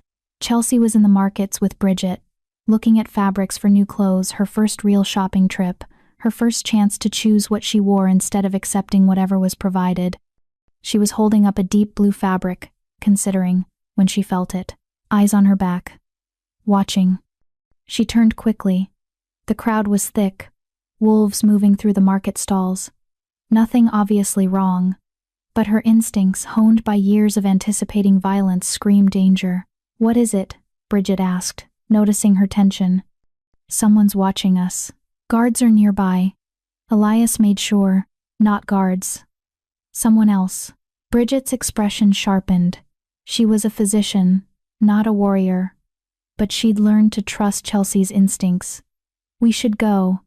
They moved through the crowd, heading back toward the palace. Chelsea kept checking behind them, but saw no obvious threat. Just the usual market bustle. Maybe she was being paranoid. Maybe. A hand grabbed her arm. Chelsea spun, instincts taking over. She twisted free, stumbled back, and found herself facing a woman she didn't recognize. Mid-30s, dark hair, eyes that glittered with something cold. "Chelsea Woods," the woman said. Not a question. "Who are you?" "Someone with a message." The woman glanced around, checking for guards. "You should leave the capital. Soon. Before something unfortunate happens." "Is that a threat?" "It's friendly advice." The woman's smile didn't reach her eyes. "There are wolves who believe justice wasn't served in your case. Wolves who think the Alpha King's judgment was compromised. Wolves who are planning to correct that mistake." Chelsea's blood ran cold. "Aaron sent you." "Aaron is exiled. He can't send anyone. But he has allies. Wolves who think like him. Who want revenge for Boyd's exposed crimes." The woman shrugged. "I'm just delivering a message. Leave the capital. Disappear. It's the only way you survive what's coming. And if I don't, then you'll find out exactly how many wolves believe you should have died in that cell." The woman leaned closer. "The Alpha King can't protect you forever. Eventually, you'll be vulnerable. And when you are, we'll be waiting." Before Chelsea could respond, the woman melted back into the crowd. Bridget was already signaling the guards. Brent appeared within seconds, scanning the area. "What happened?" Chelsea told him, her voice steady despite the fear coursing through her. Brent's expression went dark. We need to get you back to the palace. Now. Elias was in a council meeting when they returned. Randy went to fetch him, while Brent positioned himself at the door, making it clear Chelsea wasn't to be left alone. Elias arrived within minutes, concern and fury warring on his face. "Tell me exactly what happened," he said. Chelsea repeated the woman's message. With each word, Elias's expression grew darker. "Description," he demanded. Chelsea provided what details she could. Elias turned to Brent. "Find her. I want to know who she is, who she's connected to, and where she came from. Use whatever resources necessary." "Yes, Your Majesty." After Brent left, Elias turned back to Chelsea. "Are you hurt?" "No. Just shaken." "You should be." That was a direct threat. He paced, energy coiling through him like a caged wolf. "Aaron's building something, a network of wolves who share his views, who think overturning your conviction was wrong. The woman said I should leave the capital." "Absolutely not. Maybe she's right. Maybe if I'm gone, the threat disappears." "The threat doesn't disappear, it just shifts targets." Elias stopped pacing, faced her directly. "And I'm not letting you run from wolves who should be punished for threatening you. That's not how this works." "Then what do? We find them, we expose their network, and we make it very clear that threatening you means answering to me." His eyes glowed gold. "No one touches you. Not now, not ever." The fierce protectiveness in his voice should have been frightening. Instead, Chelsea felt something warm unfurl in her chest. "I'm putting additional guards on you," Elias continued. "Effective immediately. You don't go anywhere without at least 2 wolves." "I'm not going to live in fear again," Chelsea interrupted. "I won't be a prisoner, Elias. Even if it's for my own safety." "Then what do you suggest?" "We be smart about it. I stay aware. Stay protected. But I don't hide. I don't give them the satisfaction of knowing they scared me." She moved closer to him. "And we figure out who's behind this before they can act." Elias studied her for a long moment. "You're not the same woman I found in that cell." "No, I'm not." Chelsea met his eyes. "I'm the woman who survived it, and I'm done being a victim." Pride flashed across his face. "Then we do this together. We find Aaron's allies. We dismantle whatever they're planning, and we end this. Together," Chelsea agreed. He pulled her into his arms, and she let herself be held, let herself draw strength from his presence. "I won't let anyone hurt you," he murmured against her hair. "I know." But even as she said it, Chelsea felt the weight of the threat. Aaron's exile hadn't ended anything. It had just driven his hatred underground. And somewhere out there, wolves were planning violence. Planning to finish what they believed should have been completed months ago. Planning to kill her. The investigation moved quickly. Brent identified the woman from the market, Kara Lawrence's cousin, a wolf with connections to several territories. She disappeared before they could question her, but her presence confirmed what they'd suspected. Aaron's network extended beyond the northern pack. Elias's intelligence wolves uncovered more. Secret meetings in border territories. Messages passed between wolves who believed the review had been a travesty. Plans being discussed in whispers and code. They were organizing, building toward something. "It's not just about you anymore," Elias told Chelsea during a strategy meeting. "You've become a symbol. Wolves who think the old order was better, who believe Omegas should know their place, who want to roll back the reforms I've implemented. They're using your case as a rallying point. So, I'm not just fighting Aaron's revenge. I'm fighting an ideology. Essentially, yes." Chelsea absorbed that. She'd thought this was personal. One wolf's hatred. But it was bigger, more dangerous. "What do they want?" she asked. "Beyond me dead. What's the endgame?" Elias exchanged glances with Brent and Randy. "We think they want to challenge my authority. Force a vote of no confidence. If enough alphas believe I made a compromised decision regarding your case, they could call for my removal. And if that doesn't work, then they might try more direct methods." His voice was grim. "Assassination.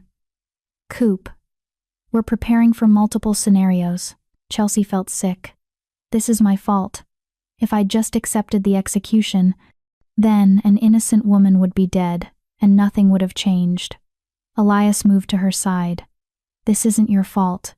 This is the fault of wolves who can't accept that the old ways were wrong. That abuse isn't discipline. That victims have the right to defend themselves. But people might die because of me. People might die because other people are choosing violence over justice, he corrected. Don't take responsibility for their choices. She wanted to believe him, but guilt still churned in her stomach. 3 nights later, the first attack came. Chelsea was in her quarters, preparing for bed. Elias was in a late meeting with his counsel, discussing security measures.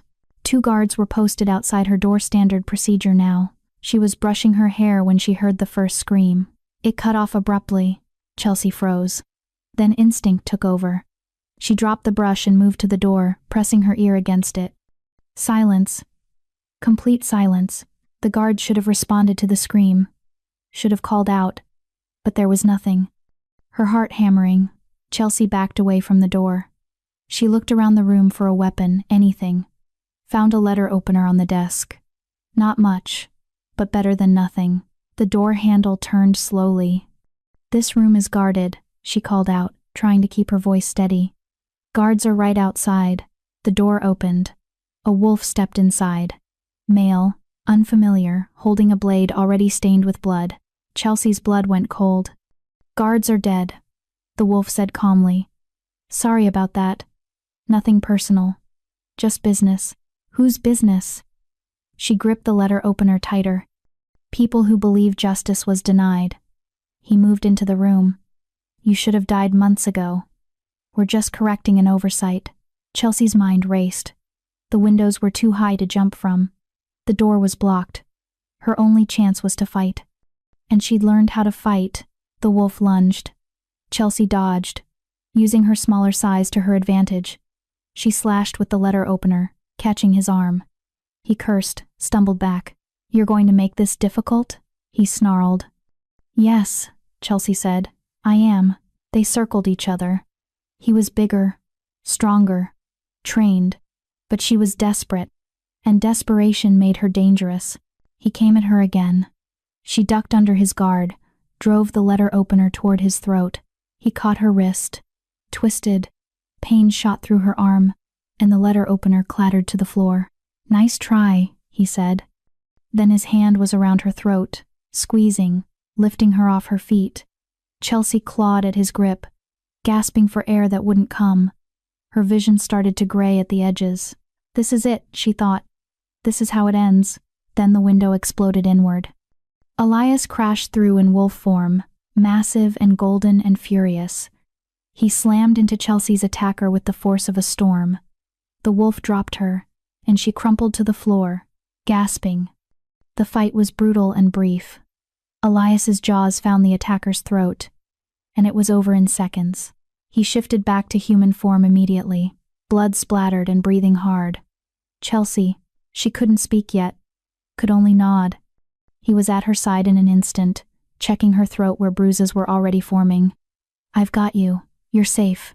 I've got you. She clung to him, shaking violently. More guards poured into the room. Brent and Randy, weapons drawn, scanning for additional threats. They found the 2 dead guards in the hallway, throats cut, killed before they could raise an alarm. How did he get past all the security? Randy demanded. Inside help, Elias said grimly. Someone on staff. Find them. Now. As the guards mobilized, Elias lifted Chelsea and carried her from the room, away from the blood, away from the body, to his own quarters, where he could keep her close. He set her on his bed gently. Let me see your throat. The bruises were already darkening. Elias's hands shook as he examined them, his wolf visible in his eyes. I should have been here, he said roughly. I should have. You saved me, Chelsea interrupted. You came through a window, Elias. You saved me. I almost didn't get here in time, but you did. She took his hands. You did. He pulled her into his arms, holding her like she might disappear.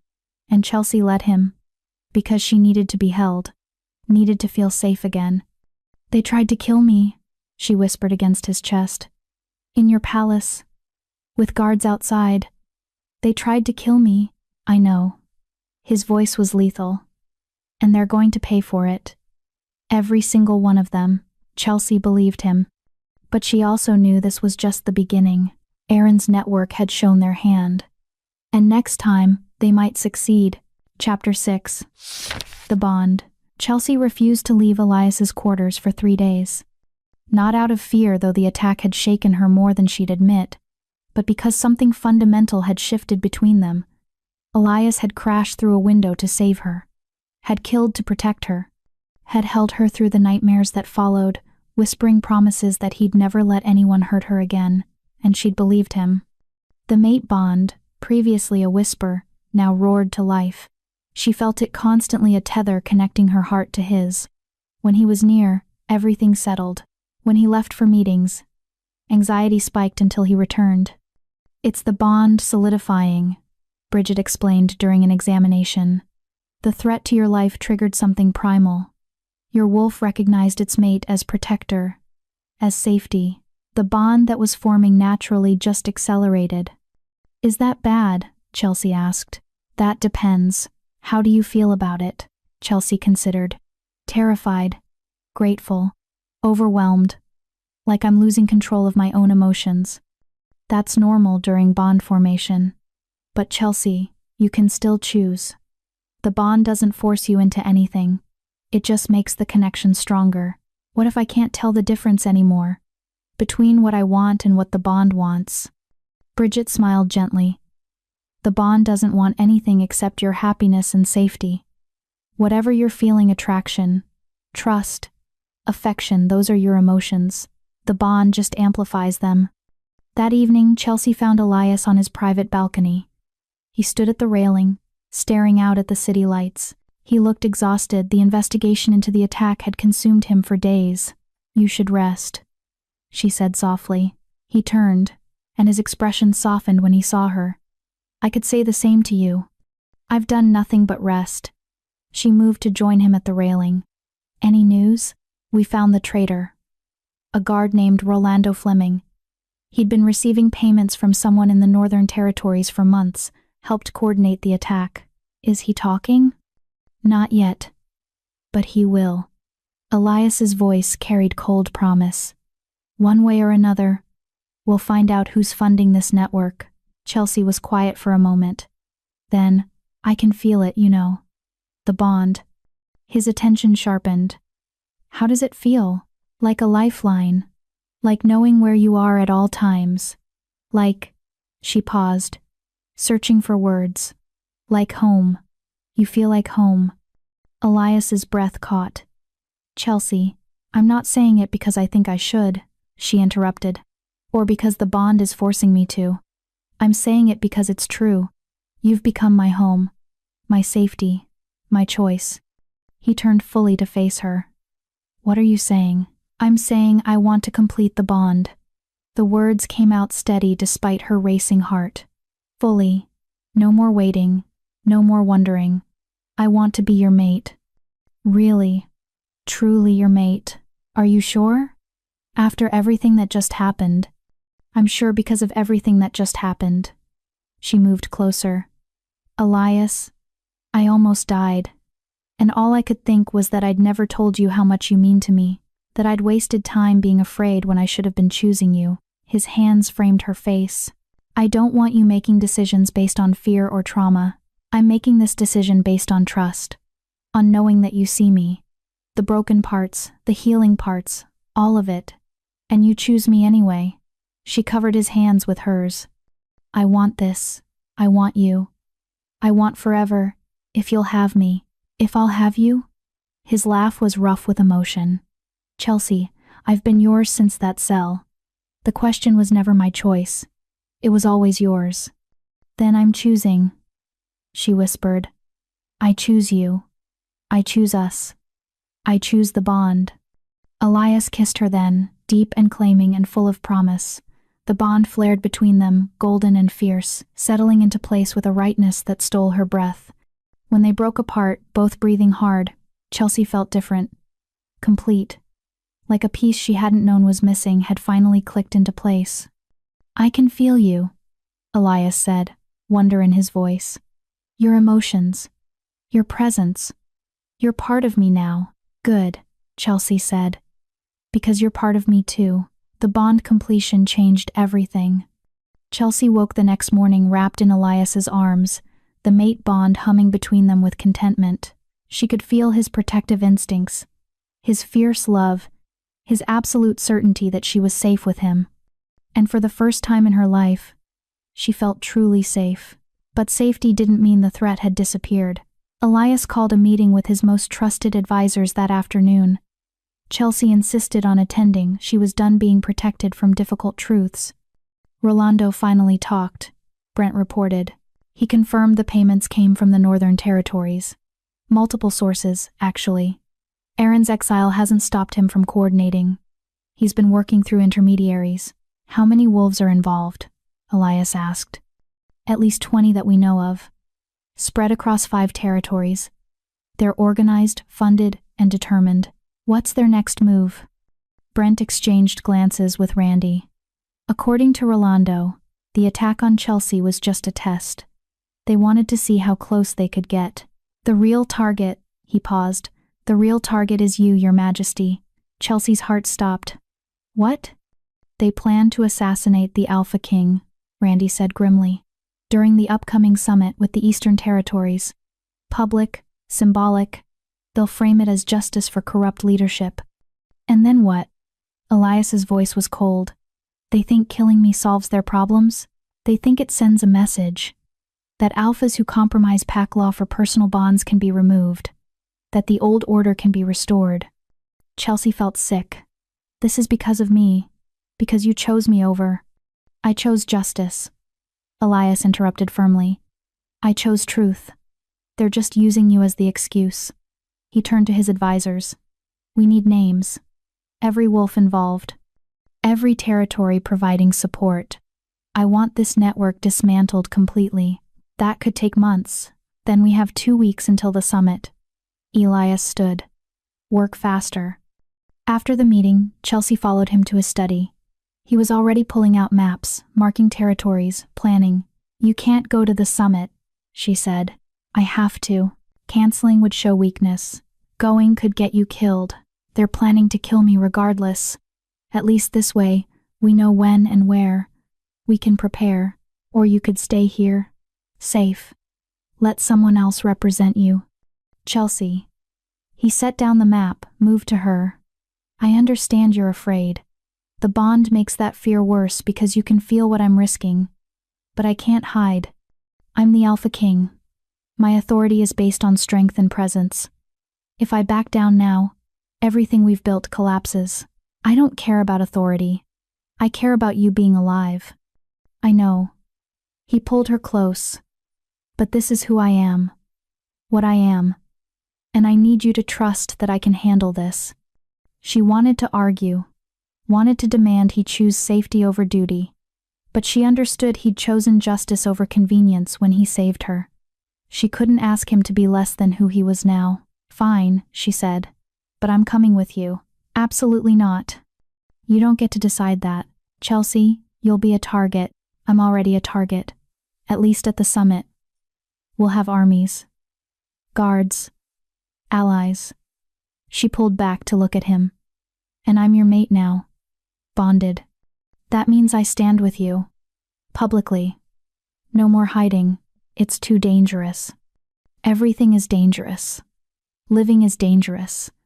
But I'm done cowering while you fight alone. Her voice strengthened. We do this together, Elias. That's what mates do. He stared at her for a long moment. Then something in his expression shifted, resignation mixed with pride.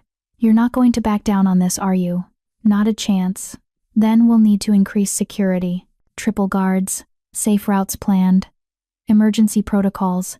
Whatever it takes, Chelsea agreed. But I'm coming. The 2 weeks before the summit passed in a blur of preparation. Elias drilled his guards relentlessly. Every scenario. Every possible threat. Every contingency plan. Chelsea trained with them, learning defensive maneuvers, escape routes, how to identify threats in crowds. She'd been helpless once. Never again. Bridget provided medical supplies and emergency protocols. Brent coordinated with intelligence networks across territories. Randy assembled a team of wolves whose loyalty was absolute wolves who'd die before letting their alpha king fall. And through it all, the bond between Chelsea and Elias grew stronger.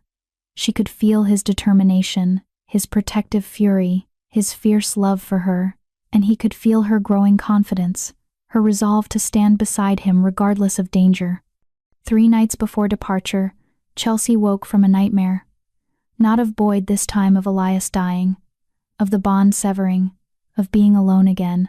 She gasped awake, and Elias was immediately there, pulling her close. "I've got you," he murmured. "Just a dream. I'm here. What if it's not just a dream?" Chelsea's voice shook. "What if they succeed? What if I lose you?" "You won't. You can't promise that. I can promise I'll fight like hell to stay alive. That I have an entire army dedicated to keeping me breathing. That I don't give up easily." He tilted her face up. "And I can promise that if something does happen to me, you'll survive it. Because you're the strongest person I've ever met." "I don't feel strong. I feel terrified." "Fear doesn't mean weakness. It means you have something to lose. Something worth protecting." He kissed her forehead. "We're going to get through this, Chelsea. Together." She wanted to believe him. Needed to believe him. The day of departure arrived too quickly. Chelsea, dressed in clothes Elias had commissioned, practical but elegant, designed to mark her as the Alpha King's mate. The outfit made a statement. She wasn't hiding. Wasn't ashamed. She was standing proudly beside him. The convoy assembled in the palace courtyard. 50 guards, 20 advisors, supply wagons, and 2 carriages. Elias and Chelsea would ride in the primary carriage, surrounded by his most trusted wolves. As they prepared to depart, Luella appeared. "Miss Woods," the older Omega said. "May I speak with you?" Chelsea nodded, stepping aside. Luella looked nervous, twisting her hands together. "I heard about the summit. About the threats." Luella's voice dropped. "I wanted to warn you. There are whispers in the Northern Territories. Wolves who support Aaron, who believe you've corrupted the Alpha King. They're saying things will be set right soon. We know about the assassination plot. It's not just assassination." Luella's eyes were frightened. "They're planning to discredit you publicly. To present evidence that you manipulated the review, that Boyd's abuse was exaggerated. They want to destroy your reputation so thoroughly that even if you survive, no one will believe anything you say." Chelsea felt cold. "What kind of evidence?" "I don't know details.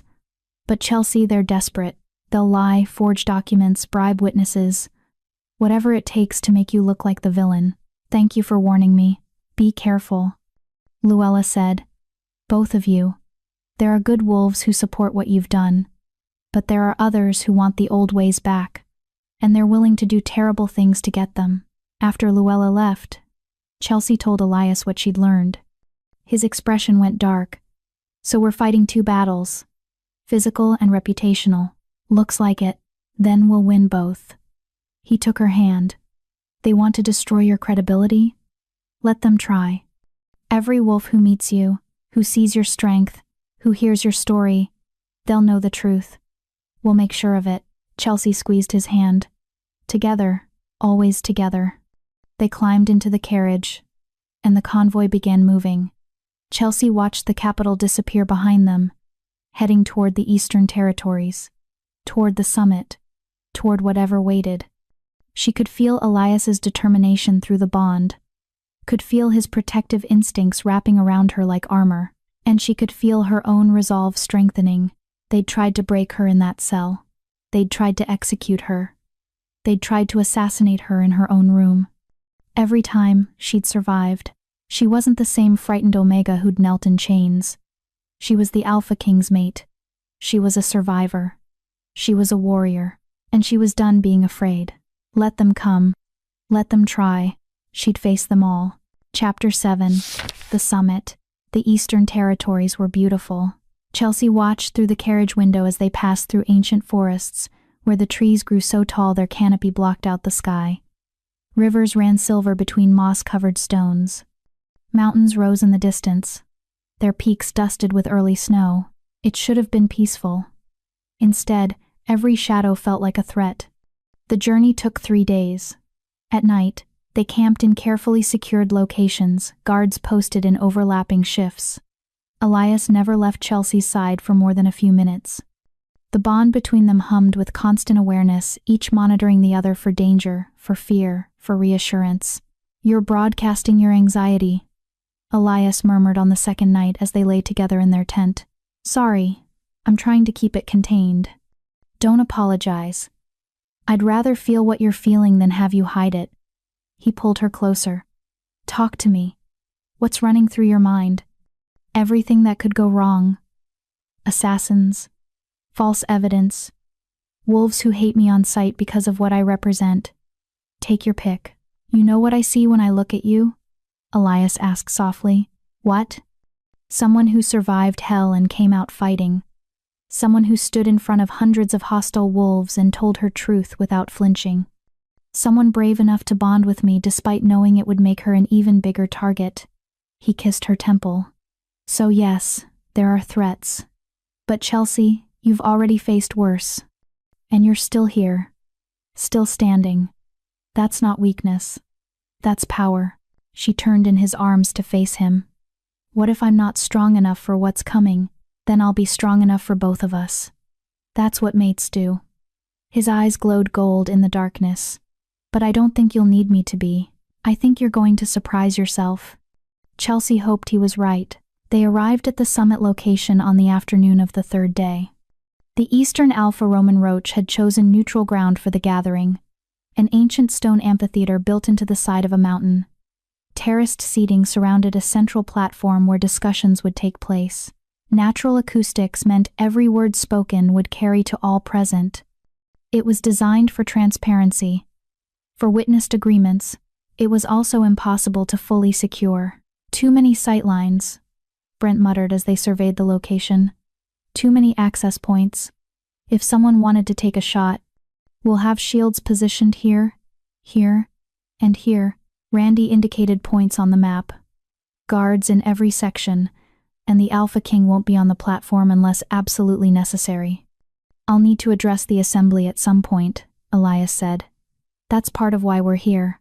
Then we make sure that moment is as controlled as possible." Brent's expression was grim. "Your Majesty, I have to be honest. This location is a security nightmare." "Noted.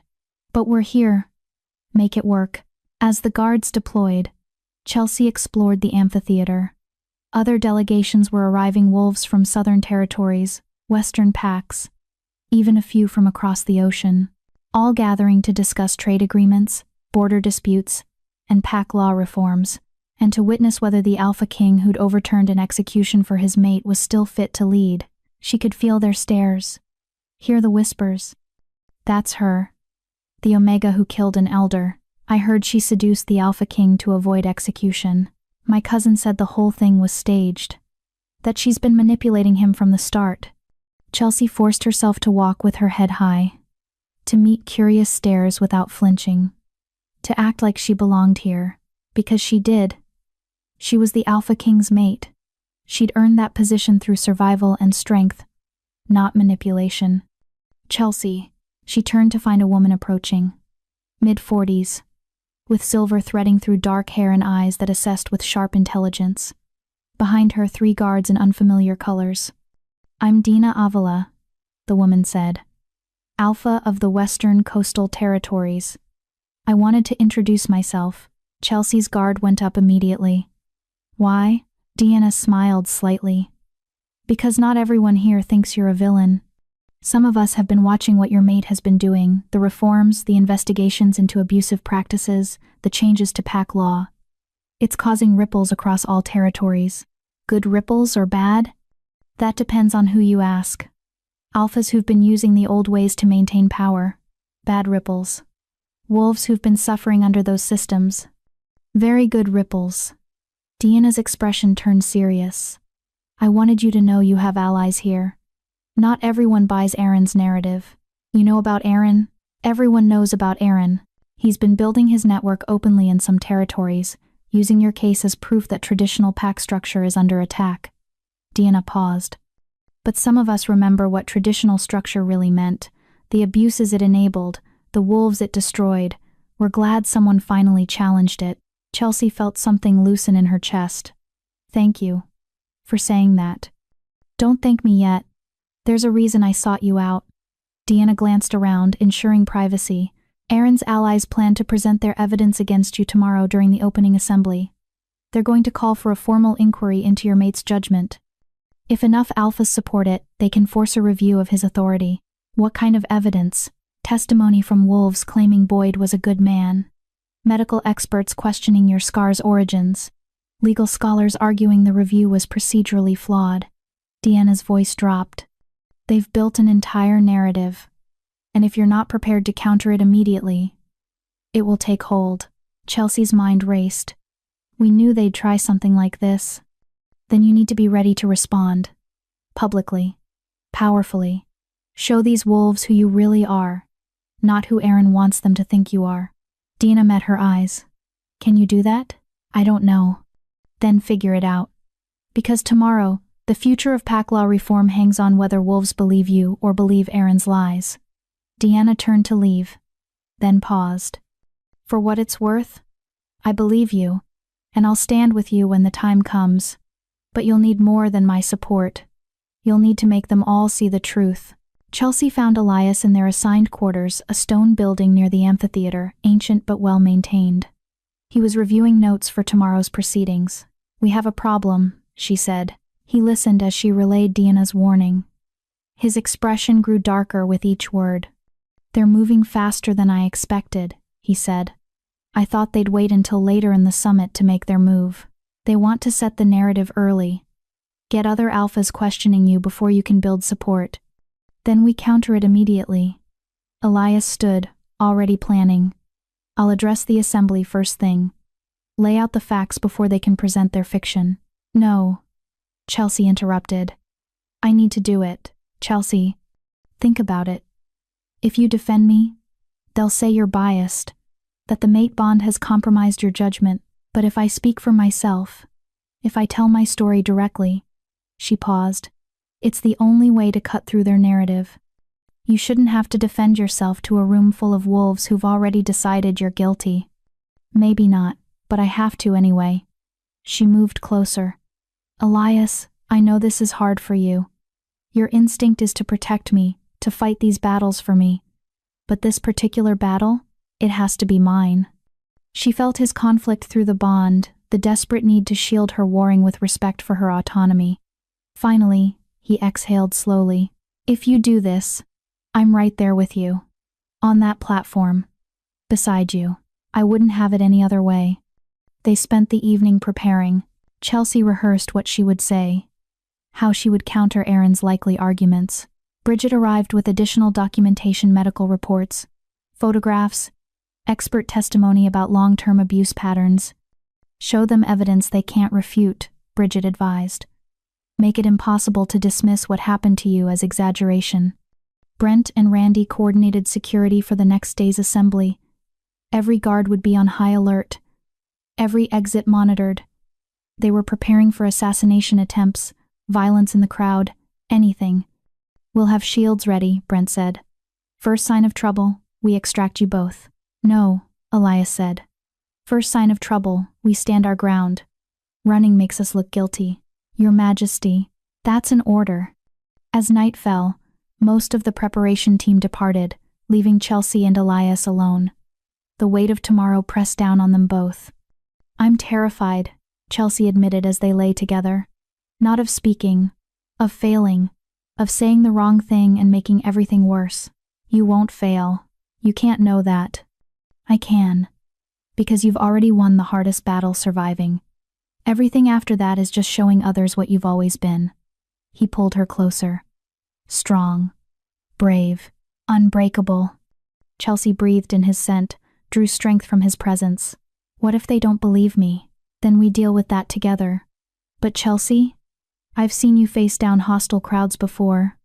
I've watched you tell your truth without flinching. Tomorrow won't be different. You'll stand on that platform, and you'll remind everyone why victims deserve justice, why the old ways need to change, why you survived. And if someone tries to kill you while I'm speaking, then my guards will handle it." He felt her spike of fear through the bond. "Hey, look at me." She met his eyes. "I'm not going to die tomorrow," he said firmly. "I'm going to stand beside you while you change the world. And then we're going home together. That's what's going to happen. Promise? Promise." She wanted to believe him, needed to believe him, because tomorrow, everything would change. Either they'd win this battle, expose Aaron's network, solidify Elias's reforms, prove that victims deserve justice, or they'd lose everything. There was no middle ground. Dawn came too quickly. Chelsea dressed in the formal clothes Elias had commissioned for her deep blue fabric that brought out her eyes, cut in a style that was both elegant and practical. Clothes that said she was the Alpha King's mate, yes, but also her own person, someone who'd earned her place through strength, not manipulation. She braided her hair back from her face, applied minimal cosmetics, looked at herself in the mirror and barely recognized the woman staring back. This wasn't the broken Omega who'd knelt in a cell. This wasn't even the frightened woman who'd testified at her review. This was someone new, someone forged in fire and tempered by love, someone ready to fight. Elias came up behind her, meeting her eyes in the mirror. "Ready? No, but I'm doing it anyway," he smiled. "That's my mate." They walked to the amphitheater together, guards surrounding them in a protective formation. The terraced seating was already filling with wolves, hundreds of them, representing dozens of territories. All here to witness. Aaron was there. Chelsea spotted him in the crowd, surrounded by supporters. His eyes tracked her movement with pure hatred. Deanna was there too, positioned prominently with her Western delegation. She nodded once when Chelsea's eyes found hers. Support. Solidarity. Others watched with varying expressions. Curiosity. Suspicion. Judgment. Some with open hostility. Chelsea forced herself to breathe, to remember why she was here. Not for them. For the wolves who'd suffered in silence. For the victims who'd never gotten justice. For herself, the girl who'd survived and deserved to be heard. Roman, the Eastern Alpha, called the assembly to order. His voice carried across the amphitheater with practiced authority. "We gather to discuss matters affecting all territories," he began. "Trade agreements, border disputes, and," he paused meaningfully, "questions regarding recent changes to pack law and judicial process." Aaron stood immediately. "I wish to present evidence regarding the review of Chelsea Woods, evidence that suggests the Alpha King's judgment was compromised." End quote. Murmurs rippled through the crowd. "You may speak," Roman said. Aaron moved to the central platform. Chelsea felt Elias tense beside her, felt his protective instincts surge through the bond. "I don't question the Alpha King's authority," Aaron began, his voice carrying clearly. "But I question whether that authority was exercised fairly in the case involving my uncle's death. Roderick Boyd was a respected elder, a pillar of our community, and Chelsea Woods murdered him. She acted in self-defense," Elias said coldly. "So she claims. But the evidence tells a different story." Aaron pulled out documents. "I have testimony from wolves who knew Boyd, who worked with him for decades. All confirm he was a fair, disciplined leader, not an abuser. Testimony from wolves who looked the other way," Chelsea said. The words came out steady despite her pounding heart. "From wolves who chose reputation over truth." Aaron's smile was sharp. "And I have medical testimony questioning the origins of your scars, Doctor." Joshua Padilla, a respected physician from the Southern Territories, has reviewed the photographic evidence. He believes many of your scars could be self-inflicted, created to support your narrative. The crowd erupted. Shouts of shock, of agreement, of outrage. Chelsea felt the ground shift beneath her. They'd prepared for lies, but this accusing her of mutilating herself. "That's insane," Bridget shouted from the crowd. "Those scars are years old. The pattern and placement make self-infliction impossible. According to you," Aaron cut her off. "But you're the Alpha King's physician, hardly an unbiased source. Then let me provide an unbiased opinion, a new voice." An older wolf male, gray-haired, moving with the confidence of someone used to being heard, stepped forward. "I am Leonard Dodson, formerly of the Northern Territories Council. I oversaw the initial investigation into Boyd's death." Chelsea's blood went cold. Dodson had been removed from his position. Why was he here? "I wish to formally apologize," Dodson said, his voice carrying across the amphitheater. "I failed in my duty to investigate thoroughly. I allowed personal bias, my friendship with Boyd, to cloud my judgment. And in doing so, I failed Chelsea Woods." The crowd went silent. "The Alpha King was right to overturn the conviction," Dodson continued. "Boyd was my friend. But he was also an abuser. I saw signs over the years, heard whispers. And I chose not to act because it was easier to dismiss an Omega's suffering than confront a respected elder's crimes." He turned to face Chelsea directly.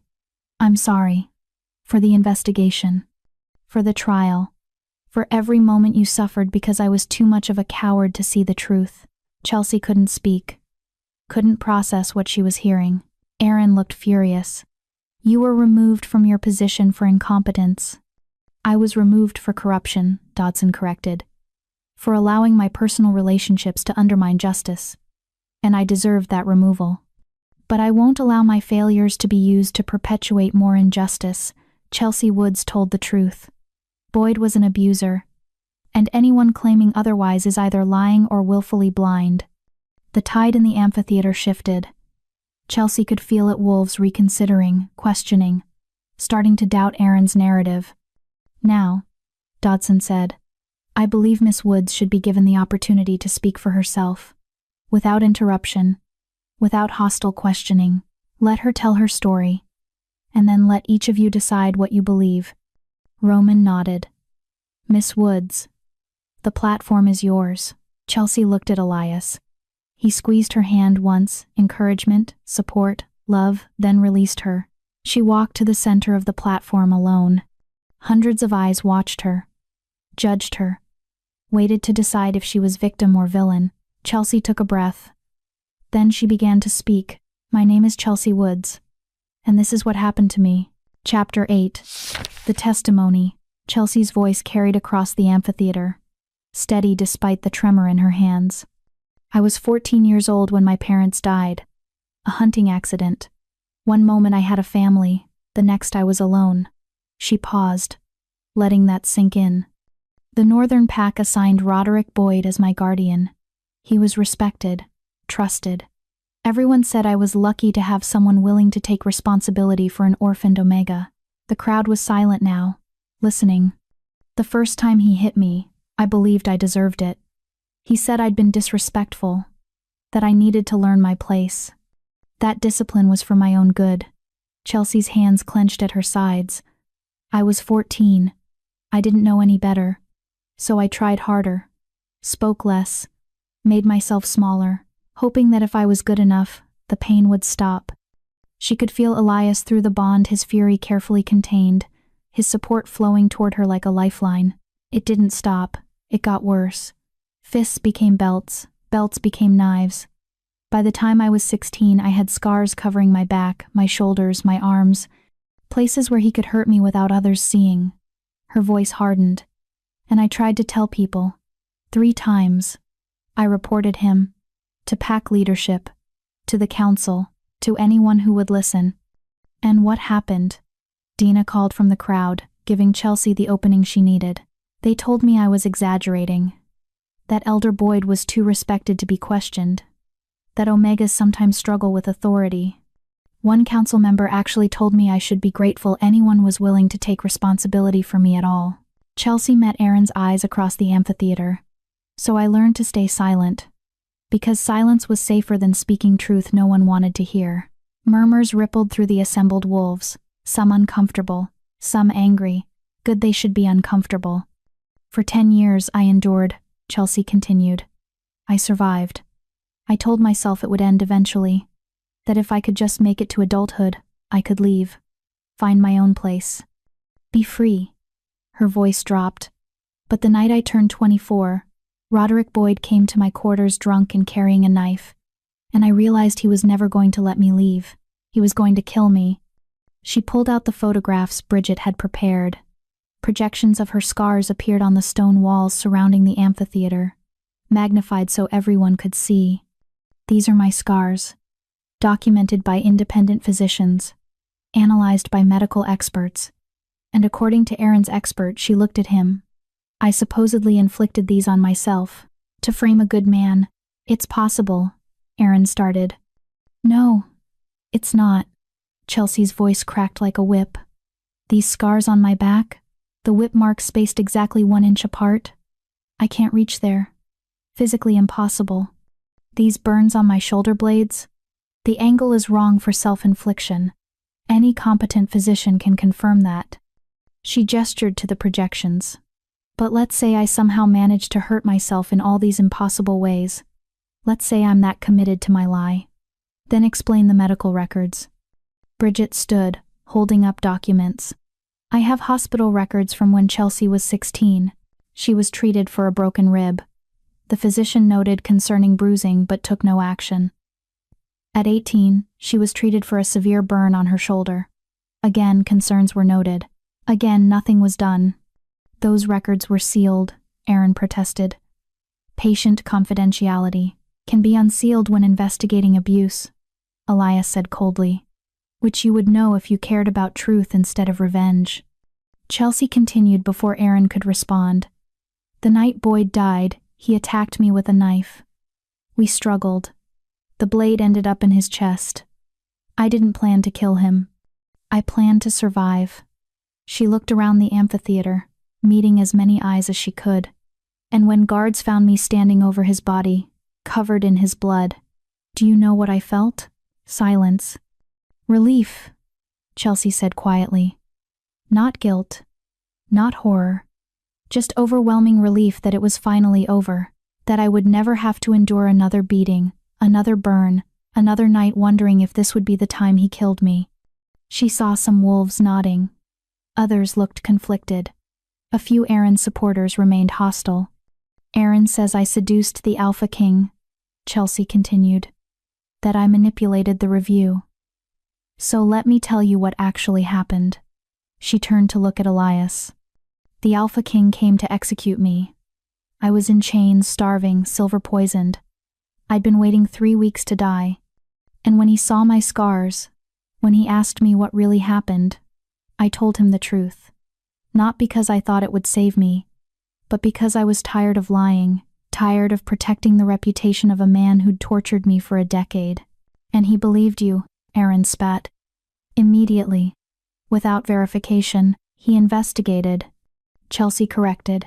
He interviewed witnesses, reviewed medical evidence, uncovered the failures in the original investigation, and then he made a decision based on facts, not feelings. He made a decision based on a mate bond, Aaron countered. Everyone knows.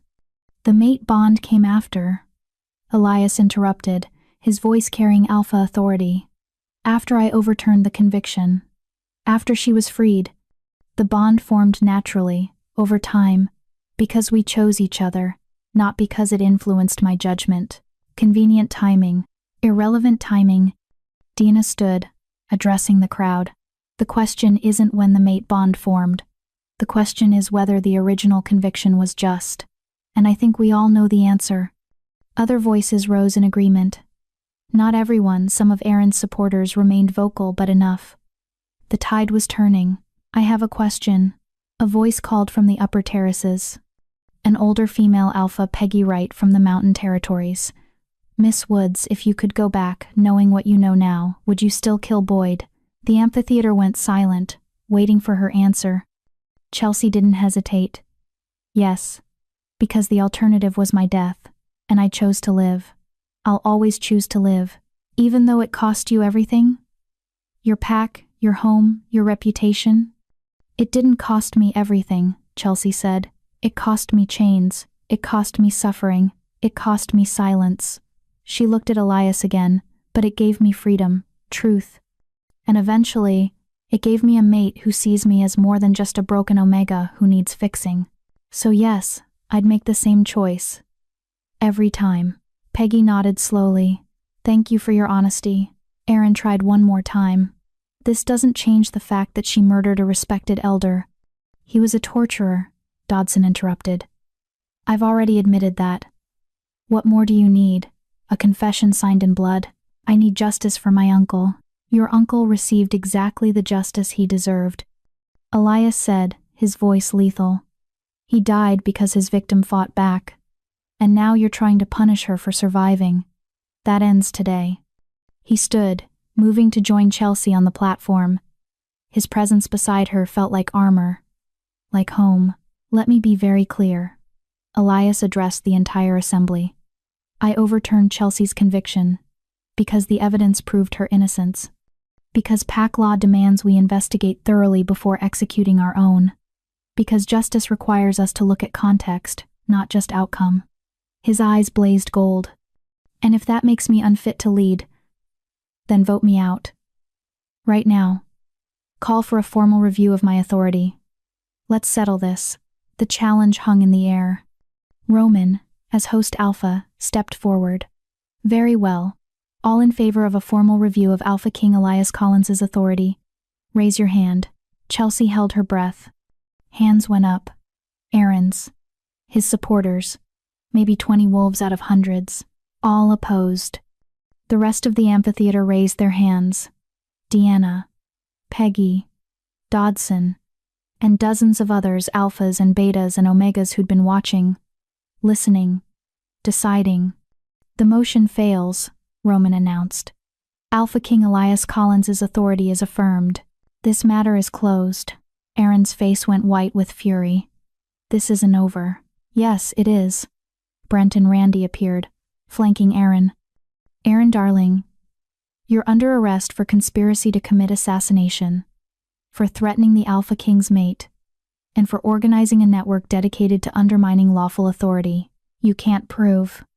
We have Rolando's testimony, Randy said. He gave us names. Yours was at the top of the list. You're done. As the guards dragged Aaron away, he looked at Chelsea one last time. You've destroyed everything, he said. My family's reputation, the old order, everything we built. You built it on suffering, Chelsea said. I just exposed the foundation. If it couldn't survive truth, it deserved to fall. Aaron was removed from the amphitheater, still shouting denials and threats. His supporters scattered, unwilling to be associated with someone facing formal charges. And Chelsea stood on that platform, beside her mate, and realized something profound. She'd won. Not just the case, not just the vote, but something deeper. She told her truth to hundreds of wolves and made them see her. Really see her. Not as a victim or a villain, but as a survivor who'd chosen life over death, justice over silence. Elias pulled her close, and she felt his pride through the bond, his fierce love, his absolute conviction that she'd just changed something fundamental in pack law. You were magnificent, he murmured. We were magnificent, she corrected. The rest of the summit passed in a blur. Alphas approached Chelsea throughout the day, some to apologize, some to share their own stories of abuse they'd witnessed and done nothing about, some to ask how they could implement similar reforms in their territories. Dina pulled her aside during a break. You've started something. Other Omegas are going to start speaking up. Other victims are going to demand justice. You know that, right? Good, Chelsea said. Let them. Let everyone who's suffered in silence know they can fight back.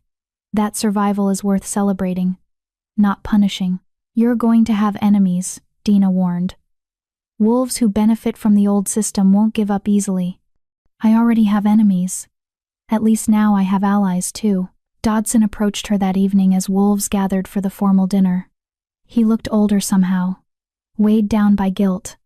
I don't expect forgiveness, he said quietly. But I wanted you to know I'm working with the Alpha King's investigators, providing names of every wolf who knew about Boyd's abuse and did nothing, including myself. We'll all face consequences. Why? Chelsea asked. Why help now? Because I'm tired of being a coward.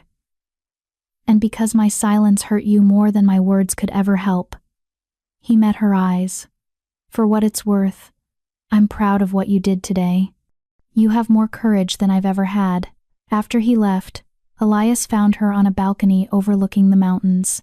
"You're thinking too loud," he said, echoing her words from weeks ago. "I'm thinking about how many wolves knew. How many saw and said nothing." She leaned into his warmth.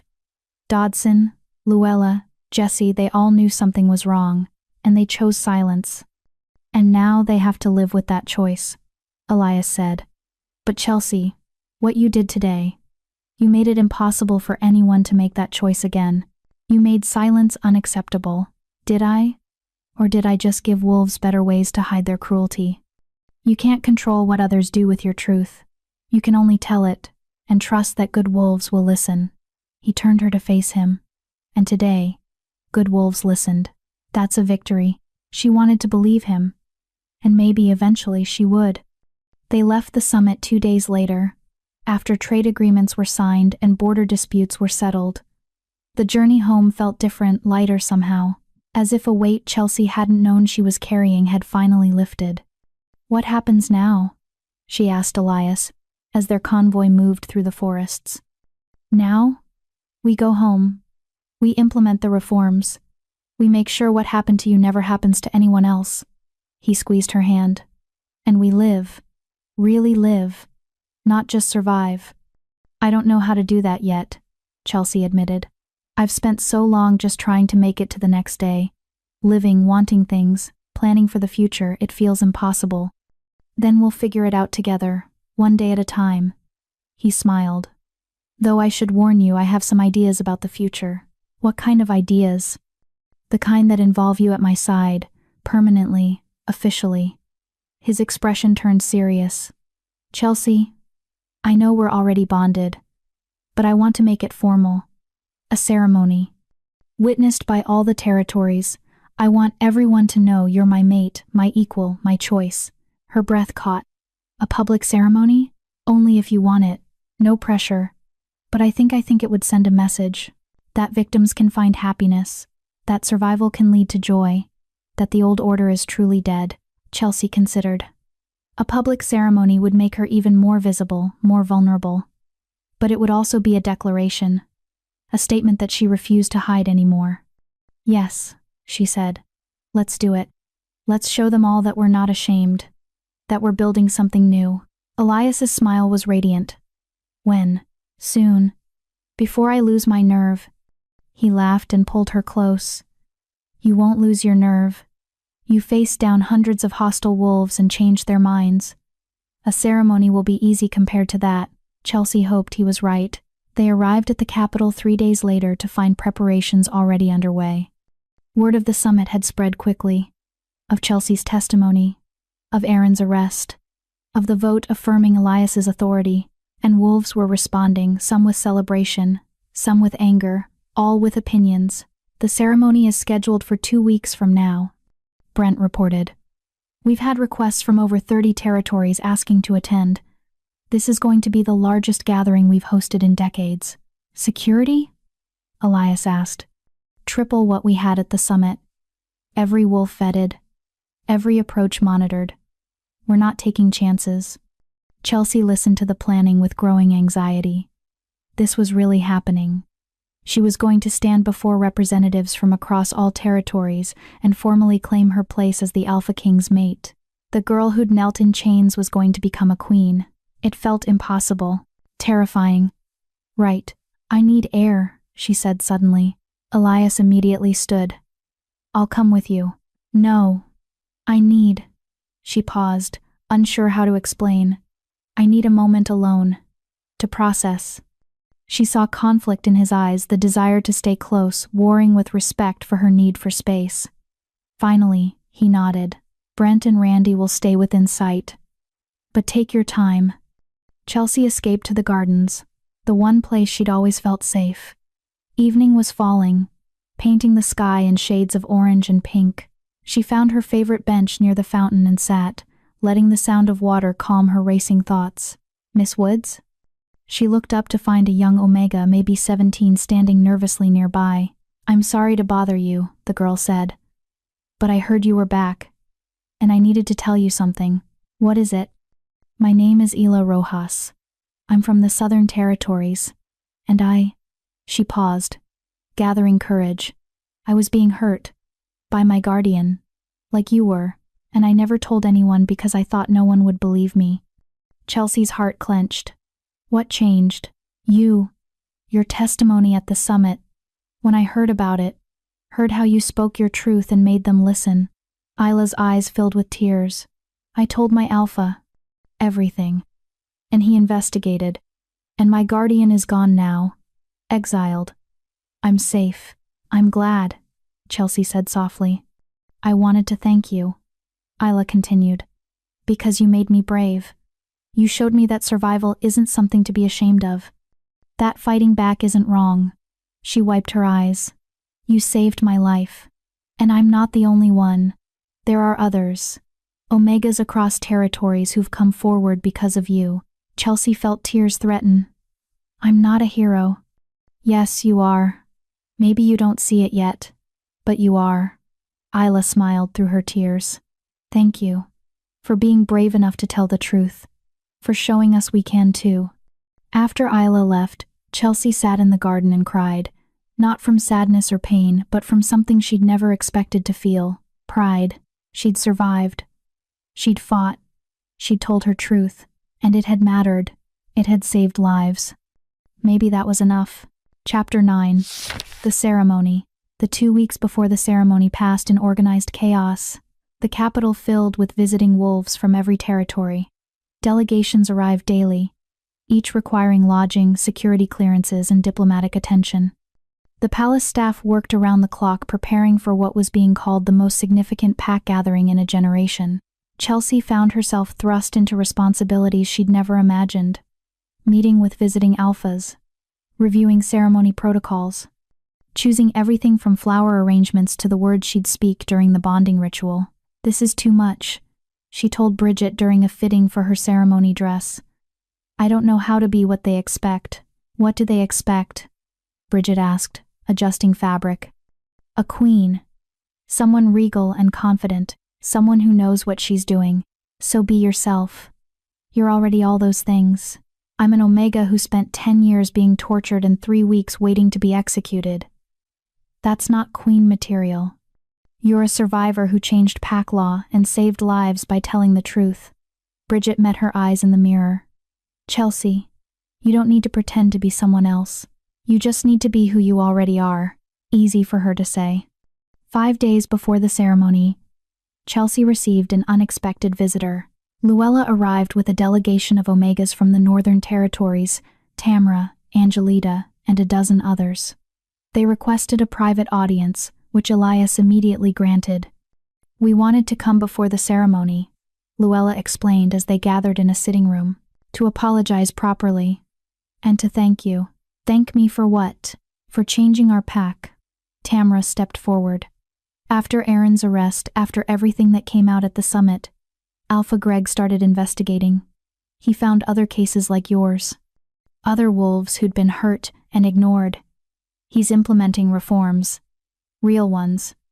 Mandatory reporting of suspected abuse. Angelita added. Independent investigations for any complaints against high-ranking wolves. Protection for Omegas who speak up. It's what should have existed all along, Luella said quietly. And it's happening because of you. Because you refuse to stay silent. Chelsea felt overwhelmed. I don't know what to say. Say you'll visit sometime, Tamra suggested.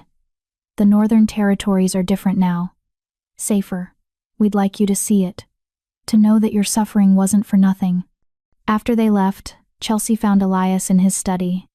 He looked up from his paperwork, immediately sensing her emotional turmoil through the bond. What happened? She told him about the visit, about the changes in the Northern Territories. They're acting like I'm some kind of savior. But I'm not. I just survived and told the truth. Sometimes that's all it takes to change the world. He pulled her into his lap. You don't have to carry the weight of everyone's gratitude. Just accept that you made a difference, and let that be enough. Is it enough? It's more than enough. It's everything. She rested her head against his shoulder, drawing comfort from his steady presence. I'm scared about the ceremony. I know. I can feel it. What if I mess up? Forget my words? Trip over my dress? Then you'll be adorably human, and everyone will love you more for it." He tilted her face up. "Chelsea, this ceremony isn't about perfection. It's about us. About choosing each other publicly. Everything else is just theater. Easy for you to say. You've done this before." "No, I haven't. I've never bonded with anyone. Never found someone worth standing beside for eternity." His eyes burned gold. "This is new for me too. And yes, I'm nervous. But I'm also certain. Because you're worth every moment of fear, every risk, every challenge." Chelsea kissed him, pouring everything she couldn't say into the gesture. When they broke apart, both breathing hard, she felt steadier. "2 more days," she whispered. "2 more days, and you'll be officially mine. And I'll be officially yours." "You're already mine. Then we're just making it formal." He smiled. "Think of it as paperwork. Very elaborate, very public paperwork." Despite everything, Chelsea laughed. The day before the ceremony, Chelsea's anxiety peaked. She couldn't eat, couldn't focus. Spent hours pacing the gardens while Brent and Randy followed at a respectful distance, making sure she stayed safe. Deanna found her there as the sun set. "Thought I'd find you hiding," the Western Alpha said with a slight smile. "I'm not hiding. I'm preparing mentally." "By panicking?" "Yes. It's a very important part of preparation." Deanna laughed and sat on Chelsea's usual bench. "Come. Sit. Let me tell you something." Chelsea joined her reluctantly. 30 years ago, Deanna began. "I was a young Omega in a pack that didn't value female wolves. I watched my mother be dismissed, my sisters be married off to alphas who treated them like property, and I decided I wouldn't accept that future." "What did you do?" "I challenged my pack's alpha. Female Omega challenging a male alpha, it was unheard of. Everyone said I'd die, that I was insane, that I was destroying pack order." Deanna's eyes glinted with old fire. "I won, barely, and I became the first female alpha of the Western Territories. I didn't know that. Most don't. It's been long enough that people forget how radical it was." Deanna looked at Chelsea. "But I remember. I remember the fear before that challenge, the certainty that I was making a mistake, the voices saying I should accept my place and be grateful." "Why are you telling me this?" "Because tomorrow, you're going to stand in front of hundreds of wolves and claim a position that Omegas aren't supposed to have. You're going to be the Alpha King's mate, his equal, not his subordinate. And some wolves are going to hate that.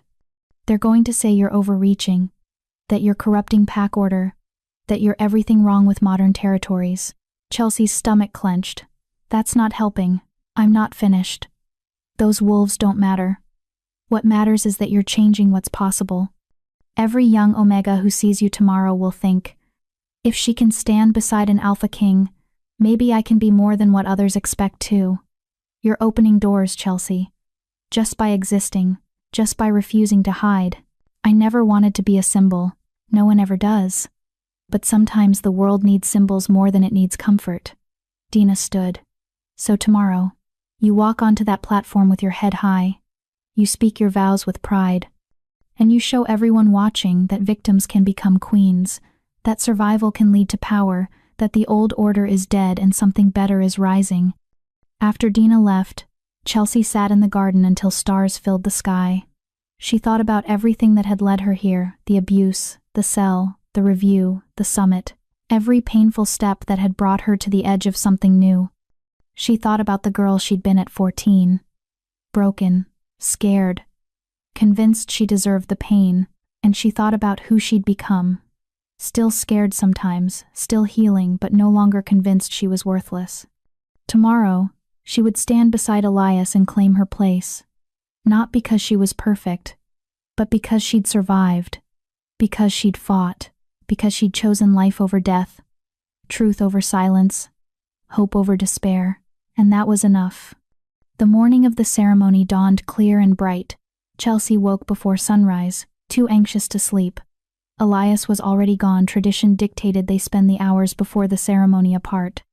She could feel him through the bond, his own nerves mixing with anticipation and absolute certainty. Bridget arrived with breakfast Chelsea couldn't eat. and the dress that had been crafted specifically for this day. It was beautiful.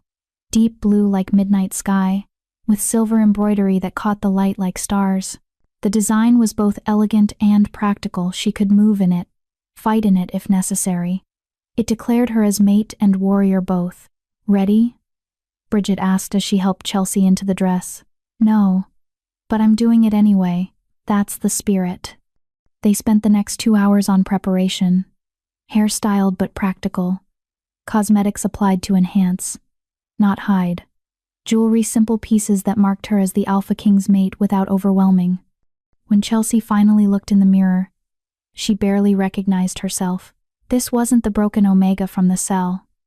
This wasn't even the frightened woman from the review. This was a queen. "Oh," she whispered. "Oh, indeed," Bridget said with satisfaction. "You look perfect."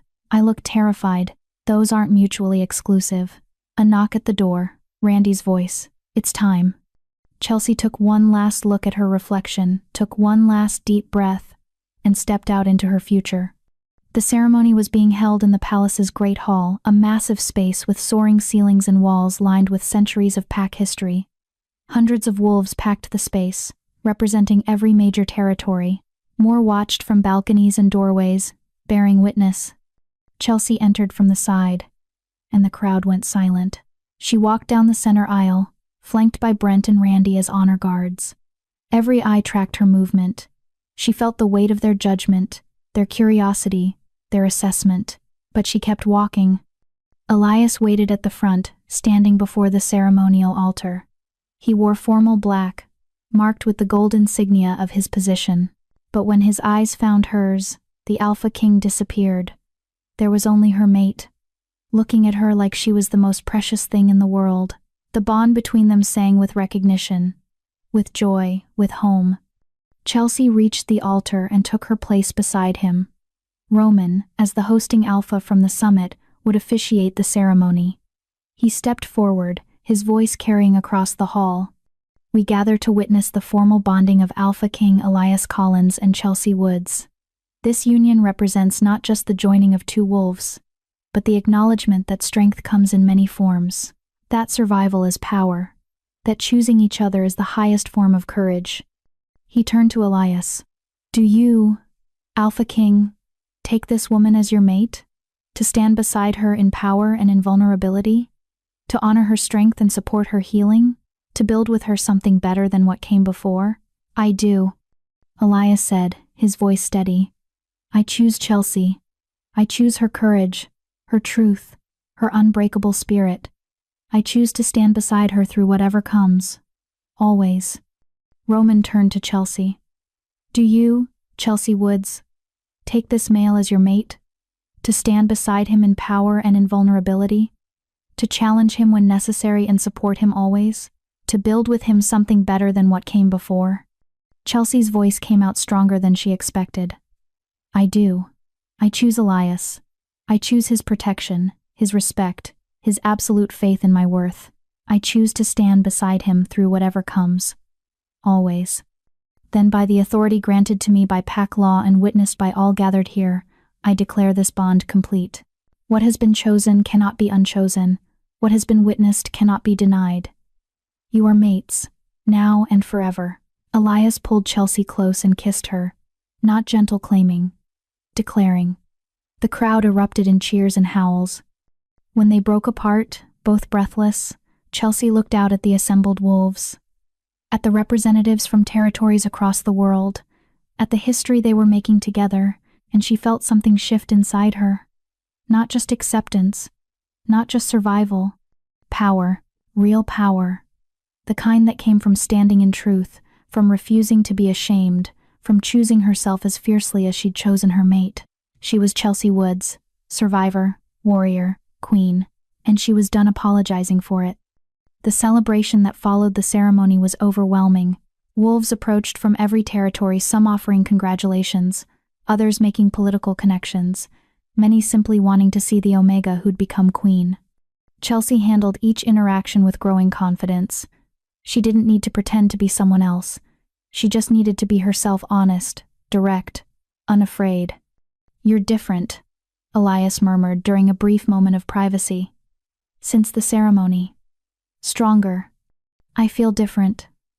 Like something settled into place. She touched the mate mark now visible on her neck, a silver pattern that marked her as bonded. Is this what you've felt all along? This certainty? Yes. Welcome to clarity. They were interrupted by Peggy, the mountain alpha who'd questioned Chelsea at the summit. Your Majesty, she said formally, addressing Chelsea. I wanted to speak with you about implementing similar reforms in my territories. We have issues with abuse being overlooked. I'd like your advice on how to address them. Chelsea blinked. My advice? You've navigated this better than anyone. You know what victims need. What would have helped you? And just like that, Chelsea found herself in a policy discussion, talking about mandatory reporting systems, independent investigations, protection for those who spoke up, using her experience to shape real change. It felt right, powerful, like her suffering finally had purpose beyond just survival. Throughout the evening, similar conversations happened, alphas seeking guidance, omegas sharing their stories, wolves from across territories acknowledging that change was coming, ready or not. As the celebration wound down, Elias found Chelsea on a balcony overlooking the city. Hiding from your admirers? He asked, taking a breath. There are a lot of them. Get used to it, you're famous now. I didn't want to be famous. I wanted to be safe. You're both. And you're using that platform to help others. That's more than most wolves ever accomplish. He pulled her close. I'm proud of you. Not just for surviving, for thriving. Chelsea leaned into him, feeling the bond hum with contentment. Is this what happiness feels like? I'm not sure I remember. This is what happiness feels like. And you deserve every moment of it. They stood together, watching the city lights, feeling the bond between them pulse with life and promise. Chelsea had survived hell, had fought her way through injustice, had stood before the world and claimed her truth, and now finally she was home. Not a place, not a territory, but here, in her mate's arms, with the future spreading out before them like an open door. What do we do now? She asked. Now? Elias smiled. Now we live. We build. We make sure what happened to you never happens to anyone else. We change the world. Just like that? Just like that. Chelsea thought about the girl in the cell, waiting to die. About how impossible this moment would have seemed then. About how far she'd come. Okay, she said. Let's change the world. Together, always together. And as they stood there, bonded and whole and ready for whatever came next, Chelsea finally believed it. She wasn't just surviving anymore. She was living, and it was beautiful. Chapter 10. The Future. 6 months after the ceremony, Chelsea stood in a room full of omegas and told them they were stronger than they knew. The sanctuary had been her idea, a place where wolves escaping abuse could find safety, resources, and support without judgment. Elias had funded it immediately, but the vision was all hers, born from remembering what she'd needed during those dark years, what might have saved her if it had existed. You don't have to speak if you're not ready, Chelsea told the group of 15 wolves gathered in the sanctuary's main hall. But if you want to share your story, we're listening. No one here will dismiss you. No one will tell you it's your fault. We believe you. A young omega, barely 20, raised her hand hesitantly. What if? What if we're not sure it was abuse? What if we think maybe we deserved it? Chelsea's heart clenched. She remembered asking herself that same question at 14. Abuse isn't something you deserve, she said gently. It's something done to you. And the fact that you're questioning whether it was real? That's what abusers do. They make you doubt your own experience. They convince you that pain is normal, that you're the problem. But how do you know for sure? Ask yourself this. Did the person hurting you have power over you? Were you afraid of them? Did you hide the truth because you thought no one would believe you? Chelsea moved closer. If the answer is yes, then it was abuse. Full stop. You don't need to justify it or prove it met some threshold. Your pain is valid. The young omega's eyes filled with tears. Others in the group nodded, recognition crossing their faces. This was why Chelsea had built the sanctuary. Not just for physical safety, but for validation, for the simple, revolutionary act of being believed. After the session ended, Chelsea found Bridget in the medical wing, reviewing intake files for new arrivals. 3 more coming tomorrow, Bridget reported. 2 from the Southern Territories, 1 from the West. Word is spreading fast. Good. That's what we wanted. Chelsea, we're going to need more space soon. We're at capacity. Already working on it. Elias approved funding for an expansion. We'll double our capacity by spring. Bridget smiled. Look at you. Running a sanctuary. Advising territories on reform policies. Being the Alpha King's mate. Who knew that broken Omega from the cell would become all this? I'm still that Omega, Chelsea said quietly. I'm just also this. Both things can be true. Fair enough. That evening, Chelsea returned to the palace to find Elias in an emergency council meeting. She could feel his tension through the bond. Something was wrong. She entered the council chambers without knocking. Several advisors looked up in surprise, but Elias just nodded, gesturing for her to join him. What happened? She asked. Another attempt, Brent reported grimly. Assassins targeted the sanctuary. They didn't get inside security held, but it's the 3rd incident this month. Chelsea's blood ran cold. Is anyone hurt? No, but Your Majesty, they're targeting you specifically. These aren't random attacks. Randy spread out reports. All 3 attempts have been coordinated. Professional. Funded by someone with resources. Aaron's in prison, Chelsea said. Aaron's network isn't. Elias's voice was cold. We arrested him and a dozen others, but the ideology remained. There are still wolves who believe the old order was better, who think eliminating you will somehow turn back progress. So what do? Shut down the sanctuary? Absolutely not, Elias said. We increase security, we find who's funding these attacks, and we make it very clear that harming you or the sanctuary means answering to me directly. That's not a long-term solution, Chelsea pointed out. We can't just react forever. We need to address the root cause, which is, Chelsea thought for a moment, fear. These wolves are afraid of change, afraid that if Omegas have power, they'll lose theirs. We need to show them that equality doesn't mean their destruction. It means everyone's protection. How do you propose we do that? Education, outreach. Show them the sanctuary isn't a threat, it's a resource. Any wolf, any rank, can come to us if they're suffering. We're not building power for Omegas at the expense of others. We're building safety for everyone. Deanna, who'd been listening from her seat at the council table, spoke up. That's good in theory. But wolves who want to hate you won't be swayed by logic. Maybe not. But wolves who are uncertain might be. And that's where change starts with the uncertain ones. Chelsea looked around the table. We can't force everyone to accept progress, but we can make it impossible to ignore. We keep building, keep reforming, keep showing that the new way works better than the old one. Elias's pride flowed through the bond. Then that's what we'll do. Double security at the sanctuary. Increase patrols. And launch a public campaign showing the sanctuary's work, the wolves we've helped, the lives we've saved, the families we've kept together. Some will still hate us, Chelsea warned. Let them. As long as we're helping more wolves than we're angering, we're winning. 2 weeks later, Chelsea received an unexpected letter. It was from Aaron. Writing from prison. She almost threw it away unread. But curiosity won out. Chelsea, I won't apologize. I don't regret trying to stop you. My uncle deserved better than to have his reputation destroyed by someone who couldn't handle discipline. But I've had time to think. To watch what you've built. And I realize now that I was fighting for a world that no longer exists.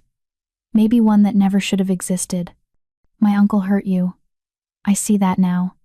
I didn't want to see it before because it was easier to believe you were lying than to accept that someone I loved was capable of cruelty.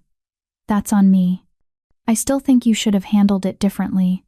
Reported through proper channels. Let authority decide. But I understand now why you didn't trust authority. Because authority failed you. Repeatedly. I'm not asking for forgiveness. I don't deserve it. I'm just telling you that I understand now. And I'm sorry. For what my uncle did. For what I did after. For every moment you suffered because wolves like me chose comfort over truth. You were right. The old order was broken. I just wish it hadn't taken losing everything for me to see it. Aaron. Chelsea read the letter twice, then showed it to Elias. What do you think? She asked. I think he's trying to make peace with his choices. Whether his apology is genuine or just guilt, I can't say. Should I respond? Only if you want to. You don't owe him anything, not forgiveness, not acknowledgement. Nothing. Chelsea folded the letter carefully. I think I do want to respond. Not because he deserves it, but because I want him to know something. What? That I don't need his apology to move forward, that his understanding doesn't change what happened or heal my scars, but that I hope his realization helps him become better, for his own sake, not mine. That's generous. It's honest. Chelsea looked at her mate. I spent too long letting other wolves' opinions define me. Aaron's hatred used to terrify me. Now? It's just background noise. I know who I am. His validation or lack thereof doesn't change that. Elias pulled her close. When did you become so wise? Somewhere between surviving and thriving. I lost track of the exact moment. Spring came. And with it, expansion. The sanctuary doubled in size. More omegas arrived, and not just omegas. Betas who'd suffered under harsh alphas. Young wolves who needed guidance, even a few alphas seeking advice on implementing reforms in their territories. Chelsea hired staff, trained volunteers, built systems that would outlast her personal involvement. The sanctuary was becoming an institution, not just a project. You're building something that will help wolves for generations, Luella said during a visit. She'd become one of the sanctuary's most reliable volunteers, perhaps trying to atone for her earlier silence. I'm building what should have always existed, Chelsea corrected. A place where suffering is taken seriously, where victims are believed, where healing is possible. Still, not many wolves could have done this, built something positive from so much pain. Chelsea looked around the sanctuary at wolves, laughing together, at healers providing care, at advocates offering legal support, at the safety they'd created. Pain either destroys you or transforms you, she said. I refused to let it destroy me, so it had to transform me instead. On the anniversary of the ceremony, Elias arranged a private celebration. No crowds, no political obligations, just the two of them. Dinner on the balcony, overlooking the city, stars overhead. 1 year, Elias said, raising his glass. Since you officially became my mate, my equal, my everything. 1 year since I stopped running from happiness, Chelsea corrected, touching her glass to his. Since I chose to live instead of just survive. And what a year it's been. The sanctuary, the reforms, the 16 territories that have implemented new protection laws, all because of you. Because of us, she said.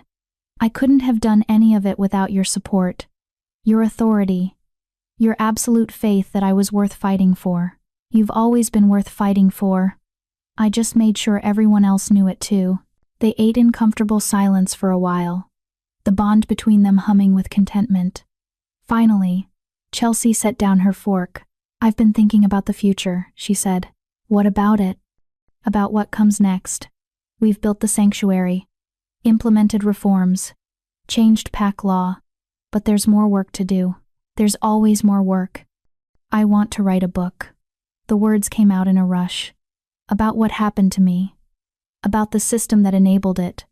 About how we change things and how others can too, not just for wolves, but for anyone trapped in situations where authority fails them. Elias was quiet for a moment. That will make you even more visible. Even more of a target. I know. But it might also help wolves I'll never meet. Might give them language for what they're experiencing. Might show them that escape is possible, that healing is real, that survival can lead to power. Then write it. I'll make sure you're protected while you do. You're not worried it will bring more danger? Chelsea, danger has been trying to find you since the moment you fought back against Boyd. It hasn't succeeded yet. I'm not going to let fear stop you from helping others. She smiled. How did I get so lucky? To find a mate who supports me being myself instead of trying to make me smaller. I could ask the same thing. How did I get so lucky to find a mate who challenges me to be better? Who doesn't let me hide behind authority when justice demands more? We're good for each other. We're perfect for each other. Later that night, as they lay together in the darkness, Chelsea felt the bond pulse with something new, not contentment, not passion, something deeper. I'm happy, she whispered, surprised by the realization. Truly, completely happy. I didn't think that was possible for me. It's possible. It's real. And you deserve every moment of it. Elias pulled her closer. What changed? Between surviving and being happy? I stopped waiting for permission to exist. Stopped apologizing for taking up space. Stopped believing that my worth was determined by whether others approved of me. She turned to face him in the darkness. I chose myself. Finally. Completely. And that made all the difference. I'm glad you chose yourself. And I'm grateful you chose me too. Always you. Always us. They fell asleep wrapped around each other. The bond between them settled and strong. Two wolves who'd found each other in darkness and built something beautiful in the light. 5 years after the ceremony, Chelsea stood in the council chambers and proposed something radical. I want to establish a formal position, she said to the assembled advisors. An advocate for vulnerable wolves. Someone whose entire job is to investigate claims of abuse, ensure proper procedure is followed, and protect those who speak up. That's essentially creating oversight for pack authority, one advisor protested. Alphas won't appreciate being questioned. Alphas who are acting justly have nothing to fear from oversight, Chelsea countered. And alphas who are abusing their position deserve to be questioned. Who would hold this position? Someone with experience navigating these systems. Someone wolves can trust to listen without judgment. Someone who understands what victims need because they've been there. She paused. I'm proposing we start with Luella Jimenez. She spent 5 years volunteering at the sanctuary. She understands pack law, and she's earned the trust of Omegas across territories. A formal position would require approval from all major territories, another advisor said. That could take years. Then we start small. Pilot program in willing territories. Show that it works. Build support. Chelsea looked around the table. Change is slow, but it's necessary, and someone has to start it. Elias, sitting at the head of the table, smiled slightly. All in favor of pursuing a pilot program? The vote was unanimous. 10 years after the ceremony, Chelsea published her book, From Chains to Crown, A Survivor's Journey Through Pack Law Reform. It became required reading in pack leadership training across territories. Young wolves studied it to understand how systems could fail and how to build better ones. Survivors read it and recognized themselves in her words, found hope in her transformation. The book made Chelsea even more famous, more controversial, more of a target, but it also made her message impossible to ignore.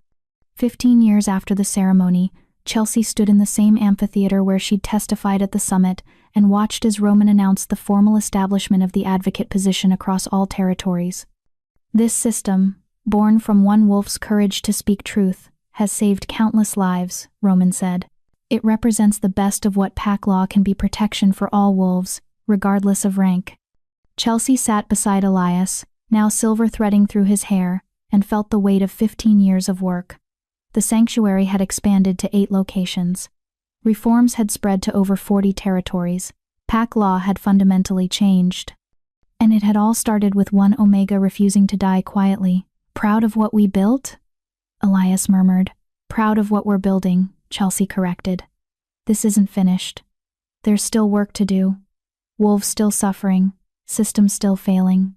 Always the fighter. Always, she agreed. 20 years after the ceremony, Chelsea received a letter from a young Omega she'd never met. Dear Queen Chelsea, I'm writing to thank you for saving my life. Not directly, we've never met. But your sanctuary gave my sister refuge when she needed it. Your book gave me language for what I was experiencing. Your reforms gave me legal protection when I finally fought back against my abuser. I'm safe now. Free. Building a life I never thought I could have. And it's because you survived. Because you fought. because you refuse to let suffering be the end of your story. I don't know if I'll ever be as brave as you, but I'm trying. Every day, I'm trying to be half as courageous as the Omega who became a queen. Thank you for showing me it was possible. With gratitude, Catherine Melton. Chelsea read the letter, then carefully filed it with hundreds of others like it. Letters from wolves she'd never meet, lives she'd never know she'd touched, futures she'd helped make possible. This was the real victory. Not the ceremony, or the reforms, or the sanctuary. It was this knowing that her suffering had meaning, that her survival had purpose, that her choice to speak truth had rippled out across territories and decades, changing lives she'd never see. She was Chelsea Woods, survivor, warrior, queen, advocate, author. She was the Omega who'd knelt in chains and risen to build a better world. And she was just getting started. Epilogue. 30 years after the ceremony, Chelsea walked through the sanctuary's garden with her grandniece Luella's granddaughter, named Chelsea in her honor. Tell me the story again, young Chelsea asked. About the Alpha King who came to execute you. You've heard it 100 times. I want to hear it 100 more. So Chelsea told the story. About the cell. About Elias seeing her scars and demanding truth. About the review and the summit and the ceremony. About building something from pain. About refusing to let suffering define her. And they lived happily ever after? Young Chelsea asked when the story ended. Not exactly, Chelsea said. We lived, we fought, we built. Some days were happy, some were hard. But we faced everything together, and that made all the difference. Is the Alpha King still here? Chelsea felt the bond, still strong after 30 years. Yes, he's always here. That's what mates are permanent. Unshakable. Home. I want to be like you when I grow up, young Chelsea said. Strong and brave and unafraid. I'm still afraid sometimes, Chelsea admitted. But I act anyway. That's the secret. Courage isn't the absence of fear. It's acting despite fear. Will you teach me? I'll teach you everything I know. About surviving. About fighting. About building something beautiful from pain. She smiled at her namesake. And then you'll teach it to others. That's how change works, one generation teaching the next, until suffering becomes history instead of present. Young Chelsea nodded solemnly, taking in the lesson. And Chelsea, the original, the survivor, the queen, looked at this young wolf carrying her name and felt something settle in her chest. Peace. She'd survived, she'd fought, she'd changed the world, and now she was teaching the next generation to keep building, keep reforming, keep making sure that what happened to her never happened to anyone else. Her story had started in chains, but it would end in legacy. And that was better than any happily ever after. Dear viewers, as we reach the end of Chelsea's journey from chains to crown, I want to ask you this. What would you have done in her position? Stayed silent to survive? Or fought back knowing it might cost you everything? And how many people around us suffer in silence because they think no one will believe them? If this story moved you, made you think, or made you believe in the power of speaking truth, please hit that like button and let me know your thoughts in the comments below.